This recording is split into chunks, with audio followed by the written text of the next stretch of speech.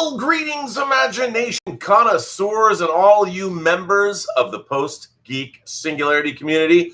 Hello, hello, hello. Once again, it is I, your sanctimoniously notorious RMB, Robert Meyer Burnett, here with Robservations, the show about something. This is Robservations number 201. Unbelievable. I want to thank everyone for the great support, all the letters of congratulations, everything people have sent in.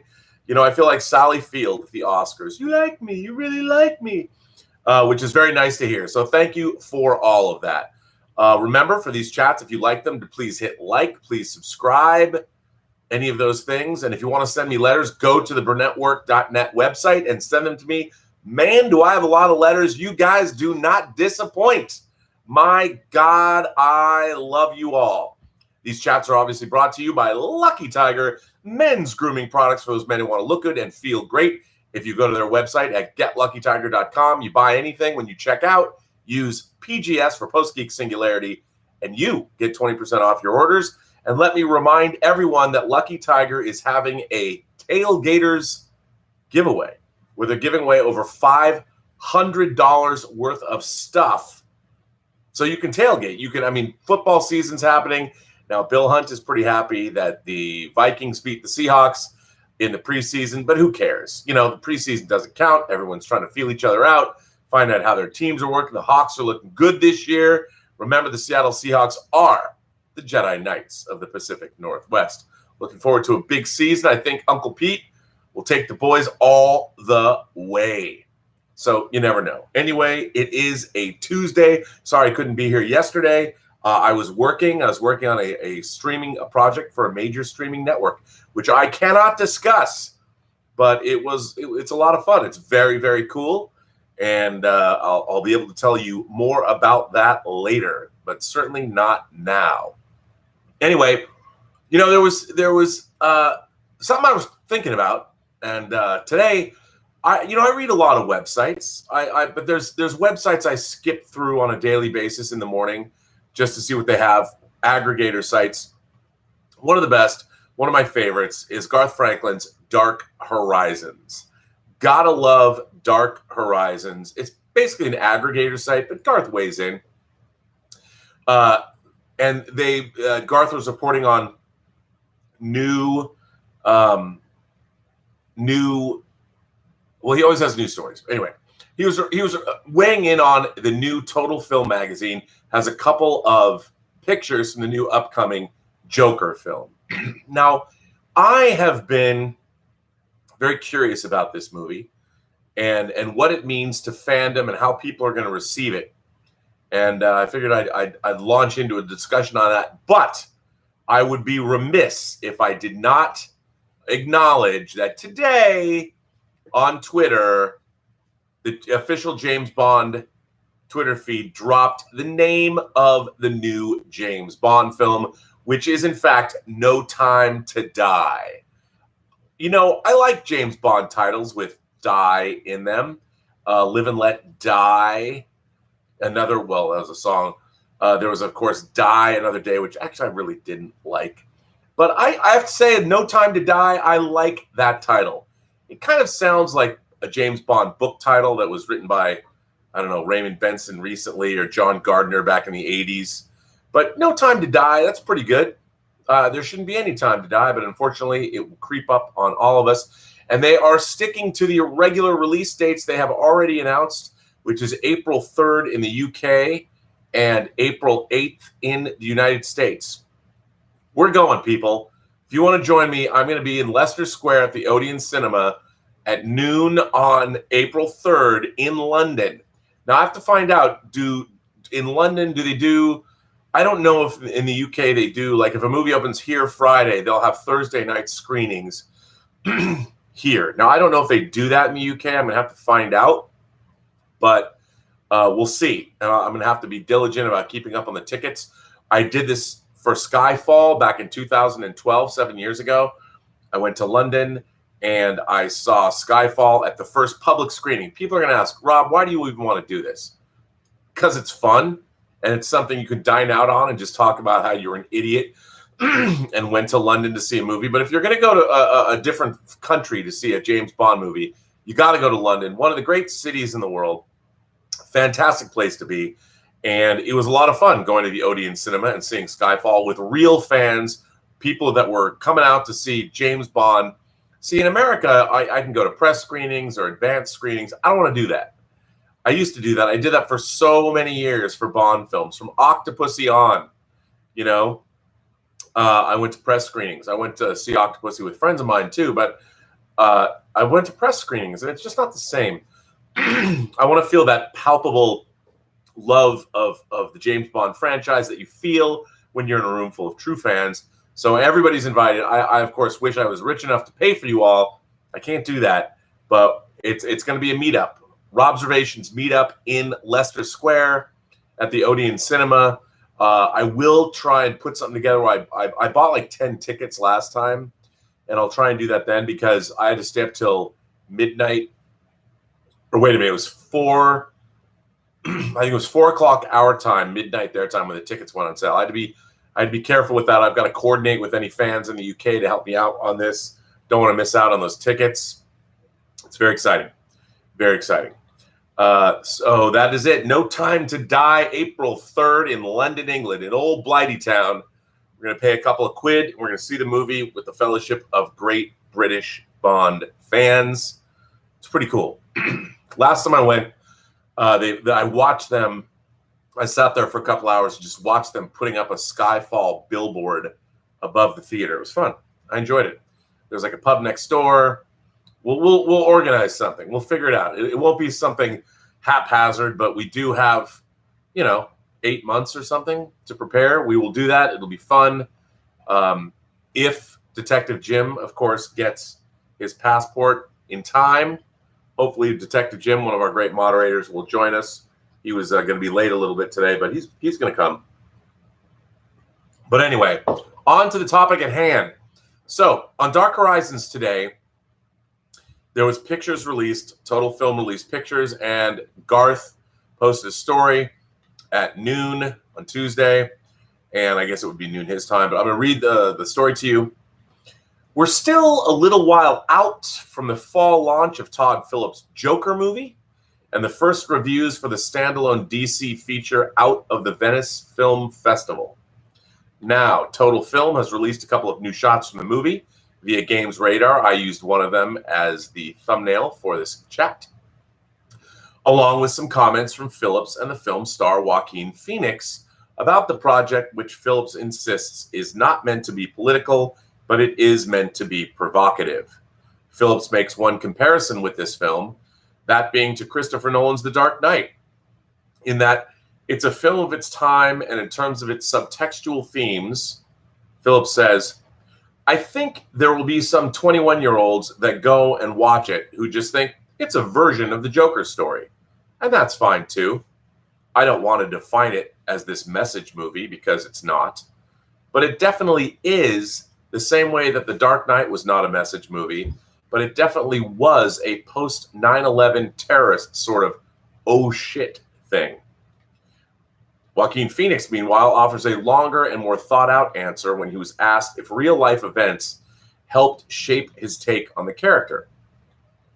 He says, there were times when I would go like, look at this fucking world and how we lack empathy and real compassion and care. I feel like there were things that Todd and co-writer Scott Silver were touching on that were relevant to what we may be experiencing now. But I also felt like they weren't being didactic and they weren't steering you towards one particular way of watching the movie and saying, this is the cause. To me, the Joker, I'm reluctant to shape the way people view this movie. There's not really a right way of looking at this film. Part of what is so fascinating about the Joker is that there isn't the specific origin. There's not a specific catalyst, so it allows us as viewers to project our own ideas of discontent or whatever we feel onto the character. So yes, I think there are a lot of things that are relevant. I hope that people explore those things and talk about them. It's a safe way to do that. But I also feel like it's not just that. Phoenix, of course, plays Arthur Fleck, a man facing the cruelty and outright scorn of society, along with the indifference of a system that allows him to spiral from vulnerability into depravity. A clown for hire by day, he strives to be a stand-up comic at night, but finds that the joke always seems to be on him. Caught in a cyclical existence teetering on the precipice of reality and madness, one bad decision brings about a chain reaction of escalating, ultimately deadly events. Joker opens in cinemas everywhere on October 4th. Now I got to keep my glasses on. These little granny readers give me a headache. Anyway, so that article made me start to really, I've been thinking about this film a lot.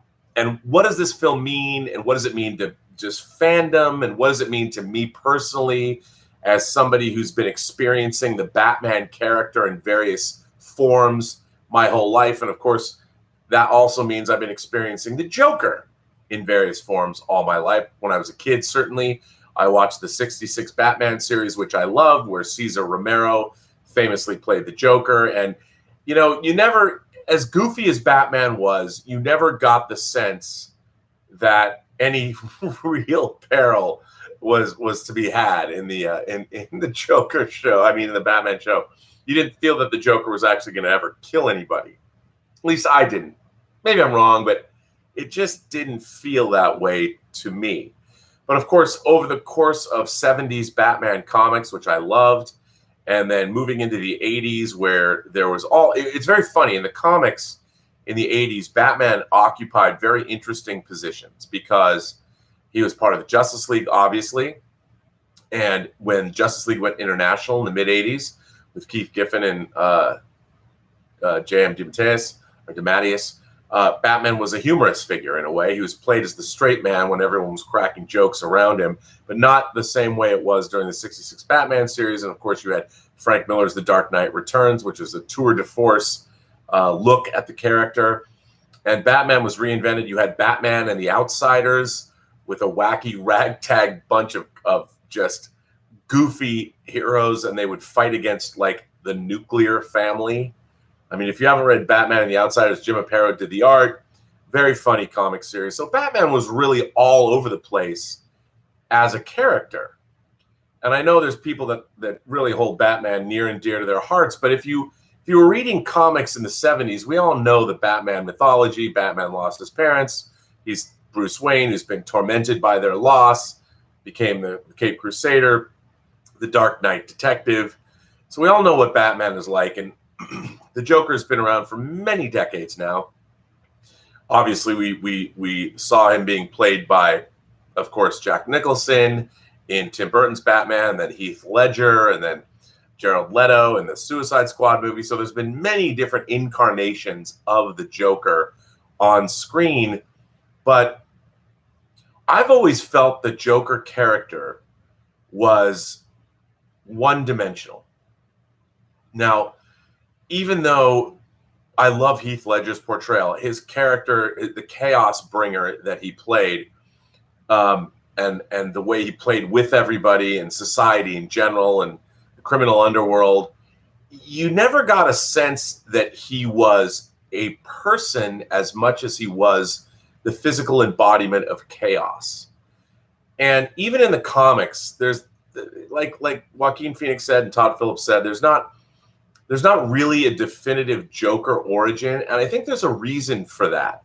And the reason for that is it doesn't matter.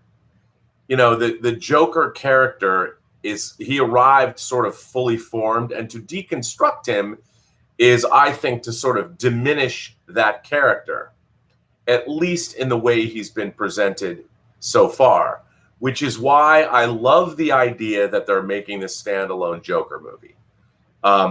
As somebody who loves Elseworld stories and Marvel's What If and all these different kinds of stories, I don't object to seeing, to me, to say that there's a definitive version of a comic book character, especially in the comic books, is to deny all of the different incarnations over the years our beloved characters have portrayed, done things differently.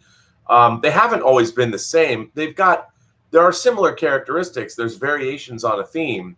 So in my mind, to go back and to tell a Joker story outside of the realm of Batman, I mean, I'm sure it's in Gotham City and there's Arkham Asylum and there's there's those touchstones because the Joker exists in that world.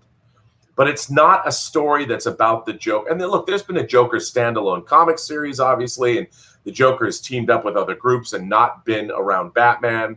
But when it comes to filmed, whether it's Batman the Animated Series or the 66 series, or the Batman, Tim Burton Batman, and then of course the Christopher Nolan Batman, and then the David Ayer Batman and Suicide Squad. I mean, all of these stories with Joker, he's always been a function of Batman. So to me, the idea of doing a Joker story that is completely about the Joker and where did the Joker come from, and to sort of not necessarily ground it, but let's say it with me now, kids, to give the Joker story some verisimilitude, to give him verisimilitude as a character, as a human being, because he wasn't just conjured up from the depths of hell. He is, in fact, a human being, even though that part of his personality has always been downplayed in the comics, really. I mean, there have been times, sure, where the Joker has been more humanized, but not like what this movie is going to do. And I think I love the idea behind this film. And I know there's already, because I hear it, having been on Collider Heroes for 3.5 years and doing the Weekly Hero with John Campea and now doing his show and this show, I'm always getting letters from fans that are talking about how they always try and equate, like, well, the Joker, how can you say that you want to see this movie when you rail on Star Trek Discovery and all of that? And I'm like, first of all, it's a different thing. I mean, this movie is coming out right away, and it's from the get-go, it's showing you a Joker story we haven't seen portrayed before. And its very premise is that if the Joker is a human being and he's not from an alien planet, he had to come from somewhere. And what might the Joker's past have been like? What pushed him over the edge? As John Campea is fond of saying on his show, one bad day can result in the Joker. And we have so many people in our. What's interesting is in Batman comics, the idea that there would be a lonely young man in his early 20s would walk in with fully armed, firepower up the wazoo, and that a character like this would gun down innocent civilians is beyond the comprehension of even the people that created these comic book characters in the first place. And now we live in a different world. We live in a world where people fly jets into buildings. We live in a world where people will take the lives of innocents and not only do that, but celebrate it, plan it, discuss it, pat each other on the back in 8chan and other, I guess 8chan's gone. But we live in that kind of a world where there's a group that will give support to mass murderers. We live in that world now. I mean, the world has gone crazy to a certain extent. Our Western values and Western culture, we live at the pinnacle of where humanity has ever been, and yet we give birth to this kind of activity. And I think the question is why? And what better way to sort of examine this issue than through a movie about the Joker? Because allegorical stories, if you want to address the tough issues that are divisive, that people have a hard time discussing, one of the best ways of doing that, and certainly Gene Roddenberry knew this with Star Trek, and Rod Serling certainly knew this with The Twilight Zone, is to frame your issue or address it within a fantasy context. Make it allegorical, because then you're not hitting people directly on the head with politics. You're showing them a story where you can make your point, but because it's within the context of, say, in this case, a Joker story, people that wouldn't necessarily listen to your message or immediately start calling you names or saying that you're not on my side of the aisle or whatever it is they were going to call you, by couching these issues in the context of a Joker movie, you're going to get, you're going to be able to get that message across in the easiest way possible. And I think that's a good thing. And I think that fandom, look, I've been involved in fandom since I was a little kid. And I've never seen fandom the way it is now. Of course, we haven't had social media the way it is now. But I think that one of the problems with fandom is they're very rigid in their beliefs. Fans can be very rigid. And a lot of people I know they're going to say, well, Rob, you're pretty rigid in your beliefs too.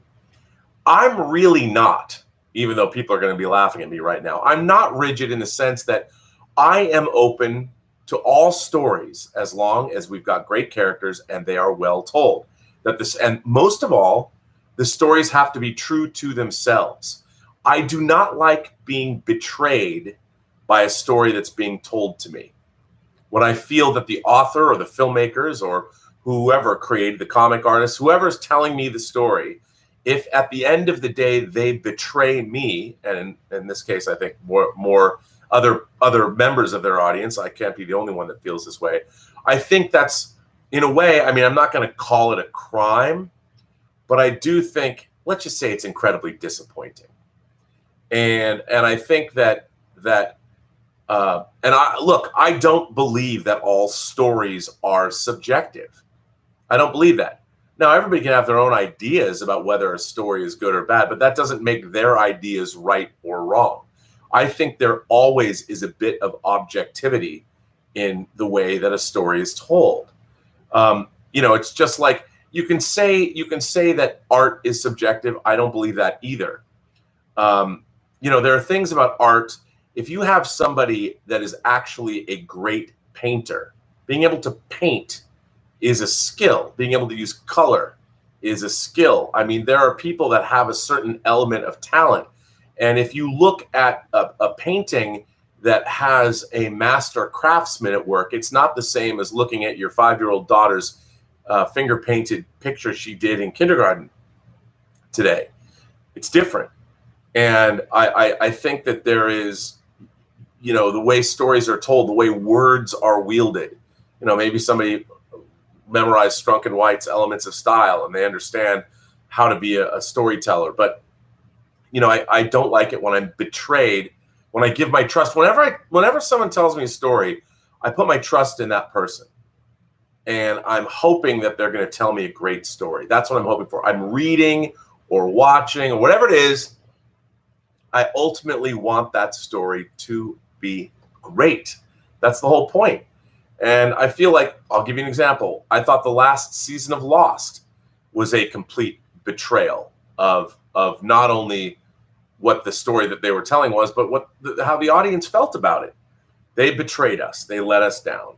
And I see a lot of that happening and in various things. But I think the story of the Joker here, and I've heard a lot of people that are up in arms about it for whatever reason. They're up in arms that, if it's not part of the Batman mythos, I don't really want to watch it. But what this story is doing is it's going after the entirety of the mythology of the Joker, and it's asking the question, if the Joker exists, whether he exists in the pages of comics or in the movies, or in the case of this movie, the real world, if the Joker exists, and we know he exists in the world of Gotham City, we know. How did a human being get to the point of becoming the Joker? And I think that's fascinating. That is a great, great, great subject matter for a movie. Now, what the Joker movie is, I think, asking of us, and what a lot of fans aren't necessarily able to do initially, is to stop and go, look, this Joker story is not tied to any specific, it's not tied to a Denny O'Neil Batman story from the 70s or something. It's not necessarily tied to anything that Frank Miller has ever done. It's not tied to any Joker story that's come before. Nothing specific. But it's more about the mythology and the essence of what the Joker actually is. And it's postulating, how could a character, how could a creature, how could a man like the Joker, as has been portrayed for many, many decades now, how could that person come into existence? How would the Joker happen? And I think what's great about that is you don't have to believe or even accept it as canonical that this movie is the definitive story of the Joker, and that what happens in this movie is exactly the way it happened. I don't think the filmmakers think this is exactly the way it happened. We're telling you the actual origin of the Joker in any Joker story you've ever read. Nope. I don't think that's what they're doing at all. What they're doing is they are they are extrapolating and postulating one of many possible ways that a Joker character could come into existence. And more than that, how any of us are one step away or one bad day from becoming the Joker ourselves, because we live in a society now that has essentially gone insane. I mean, we just launched a new nuclear missile that a couple of weeks ago was banned because of our treaty that we had since the Cold War. But the Trump administration has backed out of that treaty. And for what reason? Why are we testing nuclear weapons? I mean, didn't we go through that already? Why do we need nuclear weapons? You can't use nuclear weapons on our closed biosphere with having a great threat to our own houses and homes. I mean, it's crazy. But when you live in that kind of a world, maybe going mad and becoming the Joker is the only antidote. I don't know. That's why I'm really looking forward to seeing where this movie's going to take us, where we're going to go. I mean, I don't know. It's going to be really interesting to see how it all happens, where it all shakes out, and how, more importantly, how do the fans react? Is Fandom going to be able to accept that as a one incarnation of the character of the Joker? And I would say yes, because on screen, look, we've seen Jack Nicholson, who was different than Heath Ledger, who was different than Jared Leto, who was different than Cesar Romero even. And I think that this is a new incarnation for the modern age, postulating how the Joker could come to be. And I'm really, really excited about it. And I think it's not about whether or not, what Batman era does this fit into? What story does it fit into? That is missing the point. And I think that for Fandom, we should embrace this new movie. Now, look, I'm hoping it's great. I might not like it. I'm not saying I'm going to like it. I'm not saying it's good or bad. I'm just excited about it.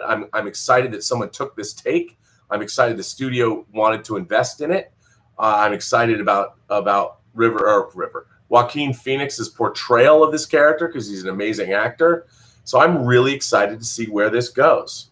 And I think that, if anything, I hope Fandom might also embrace the film, because I think it's definitely worth embracing. I've seen a lot of people, a lot of chats have come in. So I before I jump into your letters, of which there are many good ones, I'm going to see what's happening today.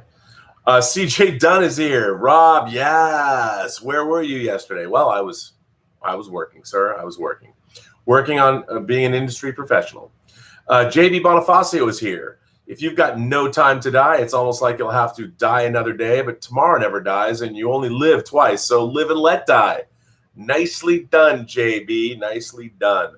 Emmanuel Ericard is here with thank you for that super chat, sir. Late happy 200 episodes, Rob. Happy to be part of this community, even when I'm not a Trek fan. It's always a pleasure listening to talking with such passion about it for 200 episodes more.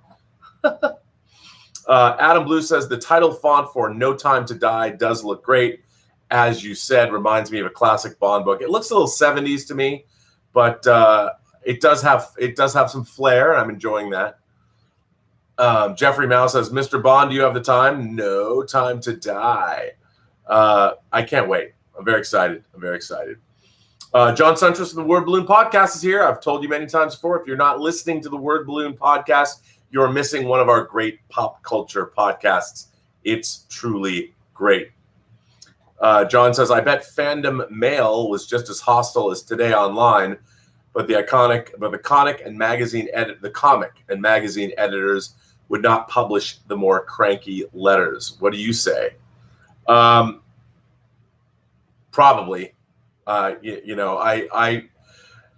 It's interesting. I don't understand why we as fellow fans, Fandom is really cranky. It's gotten really cranky over the last couple of years. I don't quite understand it. I think it's interesting and weird. And I think part of it stems from the fact that everybody thinks they know everything. And I think that's a dangerous way to be. Cinefamily and Beyond is here and says that Sony just pulled Spidey from the MCU per the Wrap. Well, that's interesting. That means that Spider-Man can no longer be in the Marvel Cinematic Universe. I don't know. Marvel abandoned Spider-Man films in dispute with Sony. Wow, and this is from Umberto. So, wow, I'm going to read this. I'm going to read this just because I don't know anything about it. Breaking news. It was just posted at 1:07. So since I've been on, this was posted. And since you, sir, since Cinefinity, did I say Cinefamily? Cinefinity and beyond. Thank you for the support in the channel, Cinefinity and beyond, and thank you for pointing me to this. Let's read this article together, shall we? The headline, this is by Umberto Gonzalez, who I know and like very much. Marvel abandons Spider-Man films in dispute with Sony. The successful partnership between Disney's Marvel Studios and Sony Pictures on the Spider-Man films has come to an end. Marvel has bailed out on the arrangement in a dispute over financing future films, an insider told The Wrap. The arrangement has been beneficial to both parties. Spider-Man Far From Home, released last month, was only the second Sony film and the first Spider-Man film to hit $1 billion in worldwide box office. The partnership, which began with Tom Holland's Spider-Man appearing in 2016's Captain America Civil War, allowed Spider-Man to interact for the first time in the Marvel Cinematic Universe, trading quips with Captain America and learning under Iron Man. Far From Home was largely focused on the possibility of Spider-Man replacing Tony Stark as the tech genius at the center of the Avengers. The collapse of the Sony-Marvel partnership also seems likely to dim future prospects for Spider-Man's partnerships in the MCU. More to come. Well, okay. That could be true. I don't know if what's going to happen with that. It's a new story. We'll have to see where that's going, but very interesting. Very interesting to hear that, to read that. Cinefinity, and beyond, I want to thank you for bringing that to my attention live. That's great. Breaking news story. Terrific. I think it's silly if it's going to be over financing. Again, it all comes down to money. It ain't show friends, it's show business. No matter how beneficial an agreement could be, it always comes down to cash.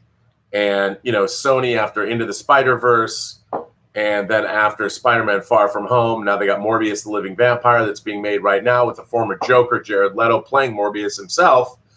Maybe they're just a little full of themselves, or maybe it's time. We got a lot of cool MCU Spider-Man appearances. If we don't get any more, he kind of goes out on a good note, although it's too bad that it goes out on a cliffhanger. Maybe we'll never know. But I have a feeling somebody will work it out because it is beneficial to everyone. I got letters, so many letters. Ian Samuels wrote in. Ian Samuels has to say to me. Let's see what Ian Samuels says. Ian Samuels says, Rob Meister General, is 2001 A Space Odyssey the best ever science fiction movie? We have Stanley Kubrick, one of the best ever movie directors, Arthur C. Clarke, one of the most successful sci-fi authors of all time, and a tale of evolution. Stanley said he wanted to make the best sci-fi movie ever, suggesting that there hadn't been one, which I disagreed with, said Arthur C. Clarke. The tale starts with a prehistoric ape-like man who discovers a black monolith. The monolith, it turns out, is an ancient alien teaching device. It teaches the apes how to use tools, how to use weapons, how to kill, which leads to one of the greatest transitions ever used. The bone is tossed up into the air, and as the viewer, we follow it, and it changes into an orbiting spaceship. Interesting fact, that spaceship was supposed to be an orbiting space bomb, one weapon of destruction to another. It actually was. They just don't tell you that in the movie. In 1999, there's an archaeological dig on the moon, which has uncovered something deliberately buried thousands of years before. The monolith on the moon, when it is touched, sends out a powerful signal towards Jupiter. 2 years later, in 2001, the Discovery spacecraft approaches Jupiter. Aboard the Discovery are two crew members, Dave Bowman and Frank Poole. The scientific members of the crew are in hibernation. You know what? I'm not going to read more of this description. I'm going to go to the end because I want you to see the movie. Because I do believe, like you, Ian Samuels, that it is one of the great science fiction movies ever. And if no one's seen it, there's a lot of people who haven't anymore. I don't want to. But it was a good description you're writing. But I don't want to read the whole thing on this letter. If you want to read the rest of Ian's letter yourself and be spoiled, you can. You can go to the website. It's on the Burnettwork. But Ian goes on to say, the special effects in the movie are stunningly groundbreaking, remembering that this was made before the time of computers. The selection of classical music helped with the atmosphere of the film. Anyone who doesn't think that 2001 is the best sci-fi ever film, remember that Star Wars and Alien and the sci-fi blockbusters of the 1970s and beyond owe a great deal to this movie, without which many of these movies we'd never have got. Ian. Well, Ian, let me respond to your first question. Is 2001 A Space Odyssey the best sci-fi movie ever? I would tend to say yes, especially when you're talking about the science fiction genre in its entirety. I think 2001 defines what great science fiction is. It asks questions of the audience. It postulates things about our existence. You know, it's interesting though. I think I'd like to say a lot of people would say that, okay, the appearance of the monolith it becomes a teaching machine that teaches the apes, the proto-humans, how to use tools, and that it somehow did that. And that's probably true. That's exactly, the monolith imprinted those ideas. Or maybe because the monolith, with its 1x4x9 perfection, maybe the actual appearance that the monolith didn't have to do or say anything, that proto-humans, when confronted with this perfect image, the monolith, they'd never seen anything, obviously something that was machined, that kind of perfection in and of itself triggered something within the apes. Because remember, the apes, they're not, when the first ape, I mean, it's not Moonwatcher, I don't remember in the book, but the ape Moonwatcher. But when the first ape is thinking about the monolith, but it's not that he's being taught. He's seeing the monolith. He's seeing the monolith and what we see in the sky, and it's the images of the monolith itself, and the monolith. And again, this is just a different reading of the movie. The monolith is, in a way, the first thought, the first idea these creatures have ever had outside of their own existence. So you could also look at it in a way like that.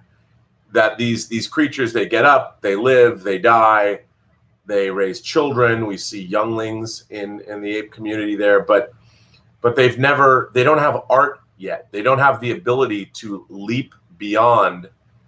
They can't look at a bone yet and see it as something other than what it is. You know, bone from a desiccated husk of an animal. They haven't even killed yet. But in seeing and confronting the monolith, did the monolith have to teach them anything? Or was the monolith's very existence the trigger that evolution needed in the perception, in the brains of the apes? But either way, it was the presence of the monolith that caused this one ape to have an epiphany. And for whatever reason, it might have been technologically based. I mean, the only evidence that we have that the monolith was technological is the beam. There's no evidence that the monolith obviously it was put there, so I guess it is. I mean, I'm just going out on a limb. But yes, I've always believed that the monolith is this technological perfection from a very advanced civilization that was put there to spark evolution in creatures. And however it did that, whether it was making one of them self-aware or instilling in them knowledge they didn't have, we'll never know the exact reason. But because of the monolith's appearance and interference, it is insinuated in the movie that mankind learns how to use tools and eventually learns how to kill. I would say this, though. The film is not an easy film to watch. And what the film is doing, it's working on so many levels. What I like, something about the movie that I really like, which seems kind of silly, is it shows just how boring long voyages in space with our technology now would be. Mind-numbing.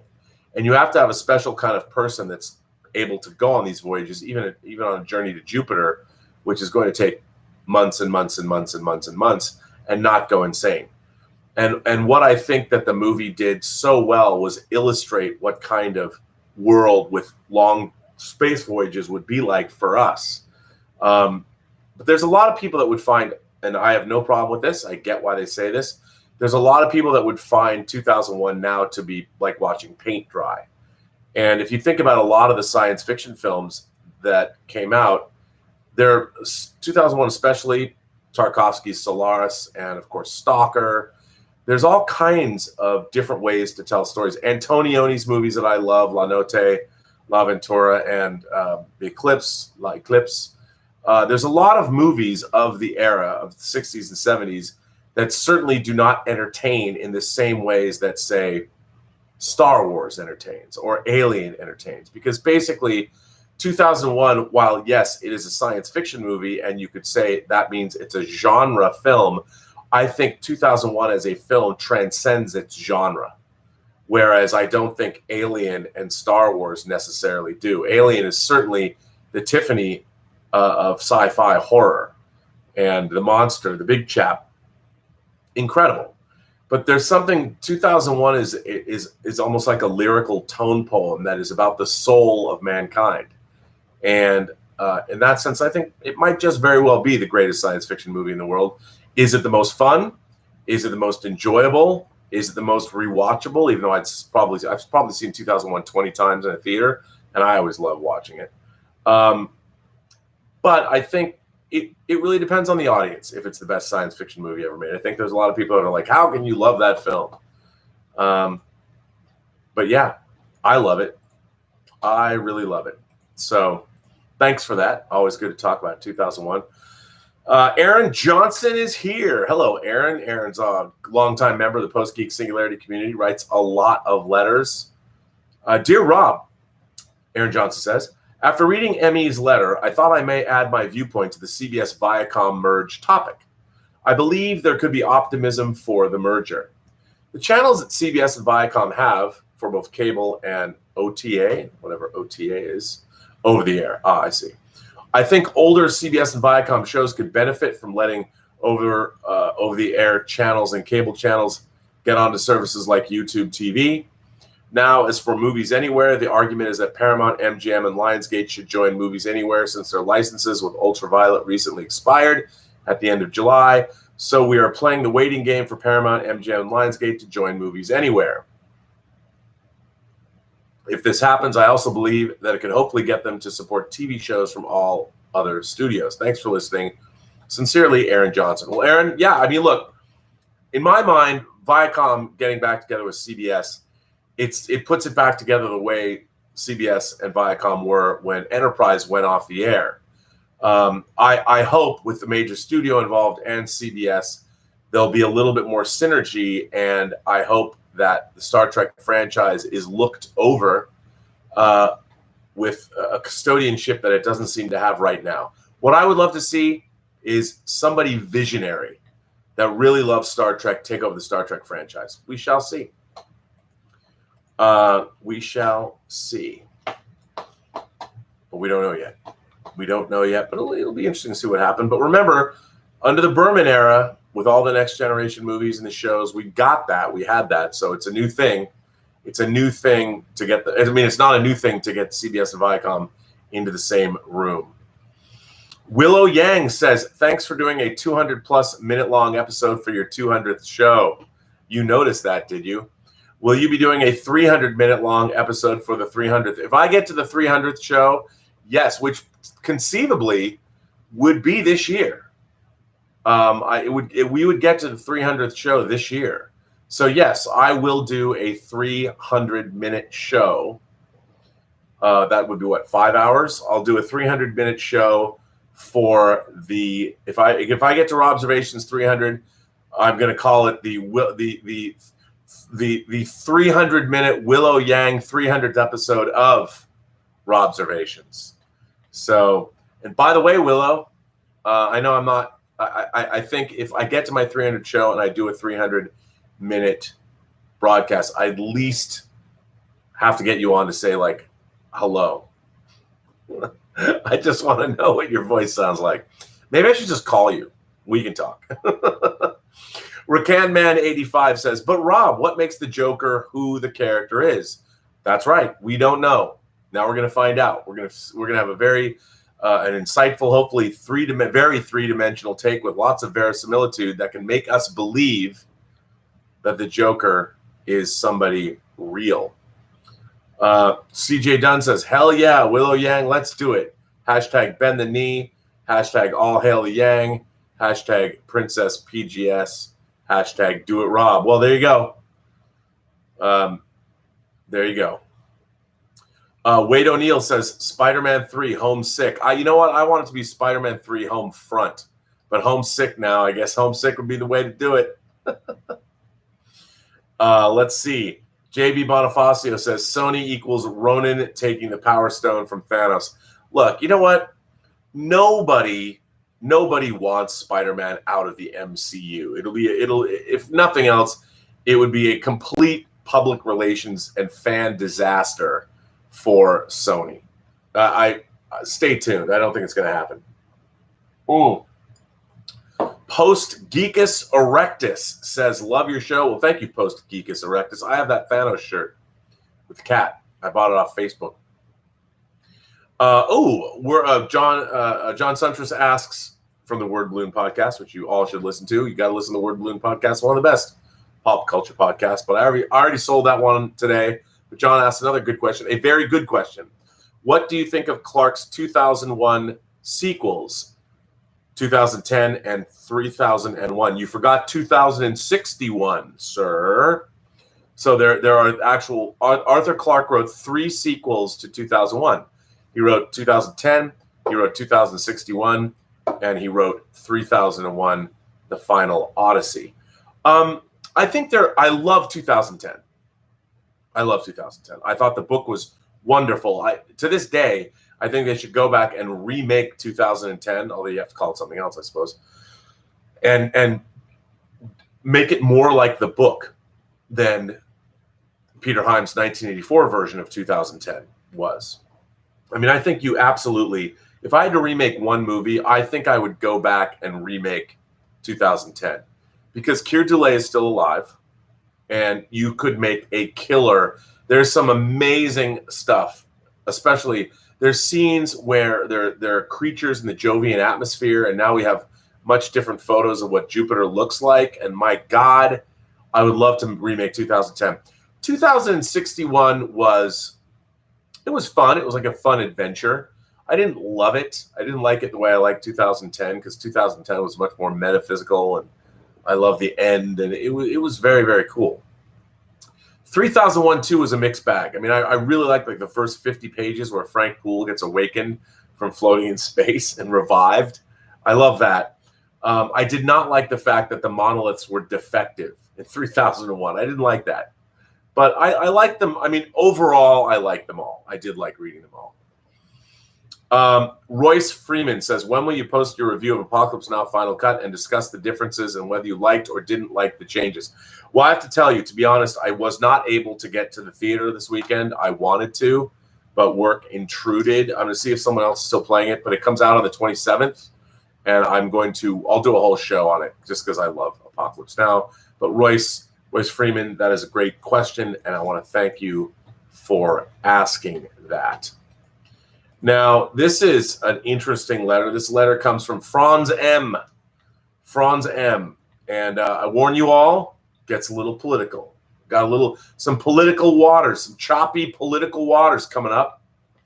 Rob, I'm writing to share my opinion on politics in movies and communicate why I passionately hate, quote, forced diversity in film. Politics, properly defined, is simply the process by which decisions are made that affect large numbers of people. Government is a species of politics. Equality is politics because there's a real debate going on about the best way for everyone to actually be equal. Unfortunately, many social justice warriors act as though their position is the only way to attain equality, and that if you oppose them, you must be a racist or a bigot. Many social justice warriors dishonestly argue that equality isn't politics, implying that his or her political opinions on how to achieve equality is the same thing as equality itself, and that having a different viewpoint is like saying you think women should stay in the kitchen or something. It isn't, Rob, and you have many people in your audience who disagree with your political opinions, why there is a gender wage gap and if we should eradicate it, for example. Have I talked about that?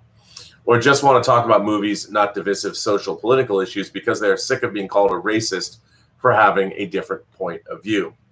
Rob, you are the only person who I can watch discuss political issues because I know that you will allow me to express myself and won't call me any horrible names or think down on me for being different than you. It's why I adore you so much. Oh, thank you very much. Most other creatives scare me away, like John Campea does when he makes videos talking about the backlash to The Last Jedi. I'm worried that most of the show is going to involve a 30-minute Campea-style rant about how evil those of us are who oppose social justice warriors for things like confusing equality of outcome with equality of opportunity. Yes, that's one of my biggest pet peeves. And for saying that because there isn't exactly equal amounts of white people and minorities being cast in movies made in white majority countries with few minority actors, that this is somehow evidence of institutional racism. He has welcomed his opinion, but I personally just want to talk about movies and would rather not hear any divisive political opinions, honestly, because I'm tired of his disrespect. I think the latest Star Wars movies represent a new low in terms of sacrificing plot and character development for the sake of diversity, and this has resulted in some poor films indeed, although that is far from the only problem with these movies. Let me say, first of all, that I do not care about black people or females in stories in general. Lando was black. Who cares? It doesn't matter. What matters is that Lando fits the story, which I agree with. The issue in regards to the newer movies is it seems like they're casting females in roles not because it fits the story, but because they have some pro-feminist leanings that are taking precedence over the story. Like they cast females in positions of leadership purely because they want to prove that females can be leaders too, as if anyone doubted that. Or they made Rey a girl purely because Luke was a boy, so now it's the girl's turn. I think casting characters in a movie to meet the demands of a political worldview and its incorrect notion of equality is ultimately a disservice to not only the art of filmmaking, but also the audience who just wants to be entertained. If you are someone like Kathleen Kennedy seems to be, who will so disservice both filmmaking and your audience for your probably well-intentioned but misguided need for social justice, then there's probably someone out there better suited for your job. While I agree with people like John Campea that it is unreasonable to hate The Last Jedi purely because of its social justice warrior politics, it is also very reasonable to complain about its inclusion in Star Wars, given the fact that previously it was an apolitical franchise not driven by an agenda. It certainly wasn't a social justice warrior franchise. Has anyone ever noticed that the droids in the original trilogy are basically slaves and Chewbacca is a racist stereotype of an alien savage? I would say that if there's anyone saying that just because there's lots of women and even an Asian in The Last Jedi, that means the film is social justice warrior propaganda, that person's a fucking idiot who represents a minority of people, and we should all ignore them instead of giving them the attention they desire and pretending this is a bigger issue than it really is. Or worse, pretending that a small group of individuals, along with everyone else who ever said anything negative online about identity politics, are all backwards cousin-humping rapists or racists. And spare me the backwards logic about how my noting that other people have a political agenda and saying that I don't or want, like it means that I have an agenda, because my noticing they have an agenda and perhaps being irritated by it is not the same thing as having an agenda myself. I will never understand why some people value diversity so much. I understand you, Rob, just want more types of stories told from new perspectives, and that makes complete sense to me. What I mean is I will never understand why some black people get excited about Black Panther because they're black too, as if the character being like you somehow trumps the quality of the movie. The whole representation argument is just nonsense to me. I am a cripple, but I have never felt the need to see more cripples in movies. I'm not opposed to it per se, I just don't give a fuck one way or the other. Unless they tried to make a cripple-centric action movie, because that sounds like a terrible idea. Because I don't judge anyone by their color, race, or any attribute they did not pick for themselves. If I wanted to play the identity politics game, I could just as easily make the case that the film is bad for black people. Watch, Wakanda is a racist black ethno-state that, of course, being populated by black people, only gained its wealth and superiority through a freak accident of history. I could do that, but I won't, because that's dumb. The movie is not significant for any reason. It's not even the first black film of the genre. I don't think Blade was either, but I miss the days of Blade where nobody cared it starred a black guy and we just loved it because it was a good movie. To be honest with you, Rob, I don't even think true 50-50 diversity in Hollywood of the sort that would make everyone happy is even possible. Not for race, gender, or even sexual preference. Do you remember when ScarJo was set to play a transgendered person and was forced to back out of the role thanks to the public outrageously demanding that only a transgender person in real life play a transgender person on screen?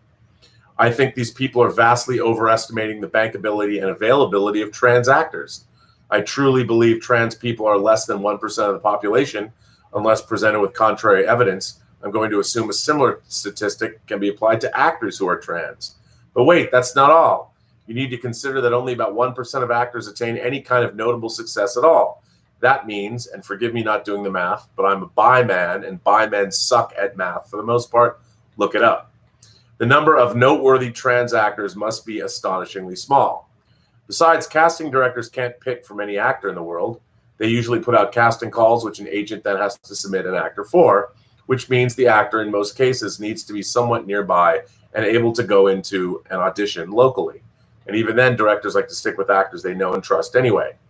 All of these factors make it very difficult to find trans actors. I'm sorry this is a difficult reality to accept, but then the whole point of acting is to pretend to be something you're not anyway, so who cares? I just wish entertainment would stop their agenda of forced diversity and movie pundits like John Campea would go back to talking about something they're qualified to talk about, movies. Particularly if all they're going to do is spew partisan talking points and insult anyone who disagrees as a basement-dwelling cousin humper. Actors and pundits know about as much as politics as my plumber does, and I don't really want to hear about politics from any of them for that reason. It isn't that I feel a plumber can't believe in equality. It's just that I paid the man to do a job, and I'd like him to do what he's paid for, not show up to my house and while fixing it, deliver a sermon on the gender pay gap. I'd tell that fucker to do his job. Likewise, entertainers, when they are being public entertainers, should be entertaining me and not being my moral compass and making me want to turn off the TV. Franz M. Well, first of all, Franz, I want to thank you for your thoughtful letter. And everybody, I'm sure Greg Smith, if he's still moderating, is like, wait, what? What did you do? What did you do? Anyway, so Franz, I'm not going to there are a few things that I would say from my perspective that I understand. And the first one of these things is Black Panther, the movie Black Panther, as far as representation is concerned. I've said this before on this show. Yesterday was the 400th anniversary of when the first Black people were brought to the United States and sold into bondage. It's been 400 years since that happened. Is America the only country that ever practiced slavery? Certainly not. However, the way that the United States of America, and by the way, this was a long time before there was the United States of America. It was just the colonies. It was North America, whatever. Anybody who is Black in the United States has never been equal. Ever. Doesn't matter. Doesn't matter where you go, what you say. If I walk into a 7-Eleven that's open 24 hours at 2 o'clock in the morning to buy some toothpaste because I ran out, and maybe I'm on my way home and I'm going to meet my girlfriend, and I knew something's going to happen. I want to smell nice. I want my breath to not smell, like something died in my mouth. So I stop at a 7-Eleven. I don't think twice. I don't have to think twice. I walk into a 7-Eleven. I buy my toothpaste. I leave. Black man, my age or younger probably, walks into a 7-Eleven at 2 o'clock in the morning. It doesn't matter who's behind the counter. It could be another Black person. It could be an Indian, someone of Indian descent. It could be an Asian person or just a white dude. Whoever is behind the counter. There is a difference in how somebody who is white or somebody who is Black is perceived at 2 o'clock in the morning as they walk into 7-Eleven. This is not my opinion. This is a fact of life. It is a fact of life, and this is a fact of life. Black America, last thing I said, it was 14 or 15% of America is Black. That's not a large percentage of the country. And I've lived in urban areas my whole life. So there have been vibrant Black populations I've always been around. Not necessarily my hometown where I grew up, Mercer Island, but the greater Seattle area, also large Asian population. But the fact is, Black Americans have never been treated equally. They just haven't. And I don't know if they ever will be, to be honest, maybe hundreds of years from now. So when a movie like Black Panther comes along, the reason that it is important and the reason that it means something, especially to Black audience, you don't need me to tell you this, and I shouldn't be the one saying this, but I'm just going to say it because you brought it up in your letter. This is a $150 million plus film that's coming out from Disney. And it's part of now a 23 film series that has become the most successful film series of all time. Now, if you're an 8-year-old Black boy or a Black girl that grew up, spent the first 8 years of your life, and you enjoyed comics, there are Black characters in Marvel Comics, for instance, certainly Storm, Falcon, many others. But there's a lot more white characters, and there's certainly never been a movie. Yeah, Blade's almost a one-off because I agree with you, but when Blade came out, it was not seen as part of a bigger collective universe, and Blade certainly did not have the success nor the worldwide reach of the Marvel Cinematic Universe. So to have a movie where on a poster, other than the Tolkien white guys, I might say Tolkien, not Tolkien, but the Tolkien white guys in the movie, even the movie poster with all of those Black actors, terrific Black actors, and the fact that it came out from Disney, it was part of the MCU. There is a population in this country that has been here for 400 years that never had that before. Like I take it for granted when I look at the poster for Star Wars, it's Princess Leia and Luke Skywalker. And it's important. We might never know. If you're not Black, you'll never know what the importance was to have to walk into a theater. There was a viral video that was posted about these guys. It was like a bunch of, I want to say 3 or 4 Black friends that gone to a theater. One of them was shooting, and the other 2 guys, it's one of my favorite things I've ever seen on the internet. And they were pointing at this poster, and they were literally jumping and hooting and hollering for joy. And they were saying something to the effect of, if you lived in a world where you saw representation of yourself, meaning white people, everywhere you looked, it would never matter. You wouldn't understand because you wouldn't know what it's like to not have that thing. But then to look up and see this poster and what it means and what the kind of representation it has for a whole community, it's an amazing thing. It really is an amazing thing. And that it made as much money as it did, that it had the cultural impact that it did. I mean, it legitimizes a population in this country that has never achieved equality, has never been treated equally to this day, ever. And the idea that there is a Black Panther movie that exists with a predominantly Black cast that's set in Africa, a fictitious version of Africa and Wakanda, that means something to that population. We can just look at it and go, yeah, it kicks ass. But we've never had to worry about what it's like to walk into a 7-Eleven at 2 o'clock in the morning and buy a tube of toothpaste. It's not something I've walked around. When I was mugged in Sydney and 4 guys beat the shit out of me and I was left with 3 cracked ribs, a broken nose, a concussion, my face cut open, it wasn't Black people that did it to me. It wasn't even Aboriginals. It was a bunch of white dudes. And, I think at 2 o'clock in the morning, anything can happen. But we have to be mindful of the fact. And when did Black women get the vote in America? 1965? Not that long ago. We're in a period right now of evolution where things are changing and the pendulum is all skewed. I don't believe in equality of outcome. And for those of you who don't know what equality of outcome is, and by the way, I'll go even further. People are not equal. Human beings are not equal. We're not the same size. We're not the same weight. Depending on your ethnicity, your muscles are different. There are different things about all of us. We are all different. All of us are different. None of us are the same. And I think the problem that we've always had is we've never seen our differences as being a strength. And I mean, there's a lot of people that are faster and bigger than I am, smarter, more muscular, you know, and all of us, when you're having a team, it's like anybody who's ever worked in a group situation where you need different disciplines to complete a task. And first and foremost for me, that's making movies. You need all those different kinds of people, and people's specialities is what makes your team strong.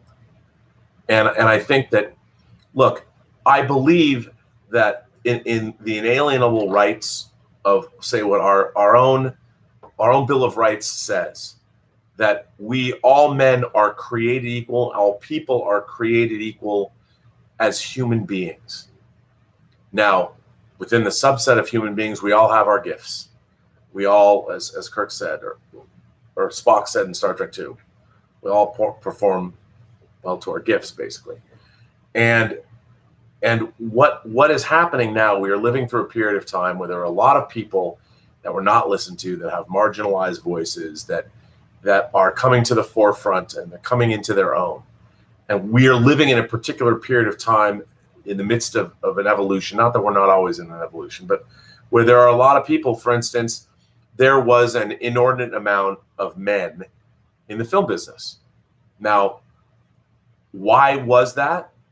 I don't think it's only because of that men dominated in an industry. That's part of it. But look at the way the world was 50 years ago. You know, you watch a TV show like Mad Men and look at how the treatment of women or Hidden Figures, for instance. Look at the way women were marginalized in this country 50 years ago. No, forget about race. 50% of the human population. And throughout our history, men and women were different. Men had to go out and be hunter-gatherers. Women had to stay home and raise children because that's how biologically we had to make it work. Otherwise, the human species would have died out. So I also don't think, now that said, I don't think that people are not making movies. Hollywood is not making movies based on agendas. They have one agenda: to make money. They will do things only to make money. If they think that it's time to make a female superhero movie like Captain Marvel, that's because they think, well, we're going to just do it, and we're going to make sure that we're on the right side of history and make a film that has a woman protagonist. No. What they're trying to do is, now that the Marvel Cinematic Universe has built up enough credibility, and the fan base is made up of both girls and boys and moms and dads and brothers and sisters, now they knew that the Marvel Cinematic Universe was sustainable and their big experiment has gone on and become incredibly lucrative. The idea was, okay, superheroes began as a traditionally male-dominated medium in the first place, but now we are secure enough that let's try and make a female-centric superhero film. Now, I liked Captain Marvel. I've been a fan of Carol Danvers. The character of Carol Danvers has been all over the map, but the incarnation of Carol Danvers that we saw on the screen was a very recent incarnation of Carol Danvers. And yes, Captain Marvel in the 80s was a black woman with a black and white uniform. Could have gone that way. I can only imagine all the accusations that would have been thrown in that direction. And then, of course, Brie Larson comes out and makes a statement like, how about we have somebody else other than middle-aged white dudes review the movie, ask questions. My YouTube analytics, they fluctuate between 1% and 3% women watching this show. 1% and 3%. I mean, that is a fact. I can look at my YouTube analytics and I can see how many women watch my show. I would love to have an audience of 50% women. But I don't know, I don't know if that would ever happen. Men and women like different things. The genre community, women in the fan space, especially in the what I would call the deep dive fan space. I mean, where you're sitting in a room surrounded by enterprise blueprints, the way I used to do with my technical manual. I'm like, oh my God, look at the enterprise. I was like that. That was me channeling John Schnepp, by the way. I don't know, of all the female fans that I've met in my life, I don't know if I've met anyone, any female fan that would be sitting in a room surrounded by blueprints of the Starship Enterprise with the Franz Josef technical manual in her hand, wondering where something was. Why? Because men and women come at things from different perspectives. And I think that there's ways that guys are fans that girls just aren't. Now, the problem is we've lost the common sense to be able to say, okay, we can all inhabit these spaces, but we come at the things that we love from different perspectives, different ways, different attitudes and things like that. And again, what happens is, like, I know that reading your letter, friends, and I did like your letter, but I mean, you're bringing up these things when you say, I don't even think 50-50 diversity in Hollywood of the sort would make everyone happy as possible. It wouldn't. You know, it wouldn't. There's no such thing as 50% diversity of what? At the end of the day, ultimately, all of this identity politics will all shake out, because ultimately it doesn't work. It's not going to work. Identity politics, far left ideologies. The 20th century is filled with examples from Soviet Russia to the Khmer Rouge to any number of different groups of people. It's just we need to evolve beyond that. And look, there's nothing wrong with being caring for people. Like, I think, like you said yourself, you even the fact that I'm only going to say this because you describe yourself this way. You said you were a cripple. Now, the word cripple, I don't even know if that I can say cripple anymore without somebody going, well, that's not very nice. How about I don't know what, when you say cripple, I don't know if you're in a wheelchair. I don't know. But I think by saying that, somebody would be like, you can't call somebody a cripple. You have to say that they're somehow challenged in some way. All of those labels and all that, I get it. That everybody's trying to make everybody more compassionate. And that's what we need more of. We need more compassionate people, and we need more people that are mindful of the world around them and the people around them. And we need to basically pull up our bootstraps and start helping each other out, regardless of what color we are, regardless of what gender we are, regardless of what our religious beliefs are. And it's strange because we are all human beings. We all occupy this closed biosphere. And it's almost, I feel like with social media, the part of it is, to me, all of this fear and this crazy, how we are also divisive in our opinions. All of that is counterproductive. It all has to go away. Because at the end of the day, if you look at our DNA, I mean, how do you want to codify people? By what color they are? Well, just go hang out in a different country, in a different climate for a year. You'll be a different color too. You know, I mean, it's all crazy. And yet we're all going through an evolutionary period of time that we always are going through, because we're idiots. Human beings are short-sighted. We are petty. We are not enlightened people. I mean, we're slowly going to get there. But I think it's important that the fact that a multinational publicly held corporation would spend over $150 million on a movie that predominantly starred black actors, which only represents 16 or 15% of the population of this country. But we were able to get a movie like Black Panther made by a black filmmaker. That was a great thing. That was a great step. And whether it was a political step or not, if an 8-year-old black boy or black girl can look up and see a poster with people that look like themselves on it, that's a good thing in the end of the day. And it makes us all stronger. But in terms of by the way, I'm going to get to, there's other letters, but I should save that because we can talk more about this. But representation, I think, is important to people. And I know you said it was nonsense, and you said you were a bi man and you are crippled. And so I agree with you. An action movie starring, I can just imagine there would be some group that says, why aren't there paraplegics in action films? I mean, I could see that happening. I don't think we're far away from that. But I just want great stories well told. At the end of the day, I want a great story that's well told. And, you know, It's not like J.J. Abrams created a character like Rey out of a vacuum. I mean, J.J. Abrams likes strong female characters. A lot of creators do. James Cameron does. When James Cameron puts a strong female protagonist at the center of one of his films, people aren't going, he's just being a social justice warrior. No. J.J. Abrams, I mean, I loved Alias. Lost was populated with lots of female characters. J.J. Abrams likes strong female characters. As I said, the first character we meet in Star Wars after R2 and 3PO is Princess Leia. She stands up to Grand Moff Tarkin and Vader and lies to their faces. I mean, you know, she's a badass. So it's not like Star Wars doesn't have badass characters in them. I mean, I even think that Aunt Beru, until she was gunned down by stormtroopers, Owen Lars did exactly what Beru said. You know he did. You know he was kind of browbeaten, but she did it in a nice, quiet, calm way.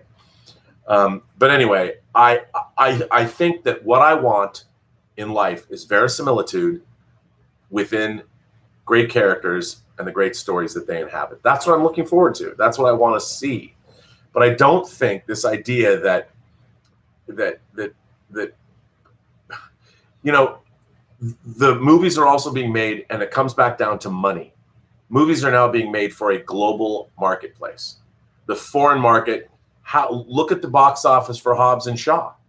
The foreign market is far more important to a movie like that than anything else, and they want to make sure that these kinds of movies appeal to the globe, and I think that's a good thing. Now, I think that is actually something somebody could say that is a racially motivated decision. It's not.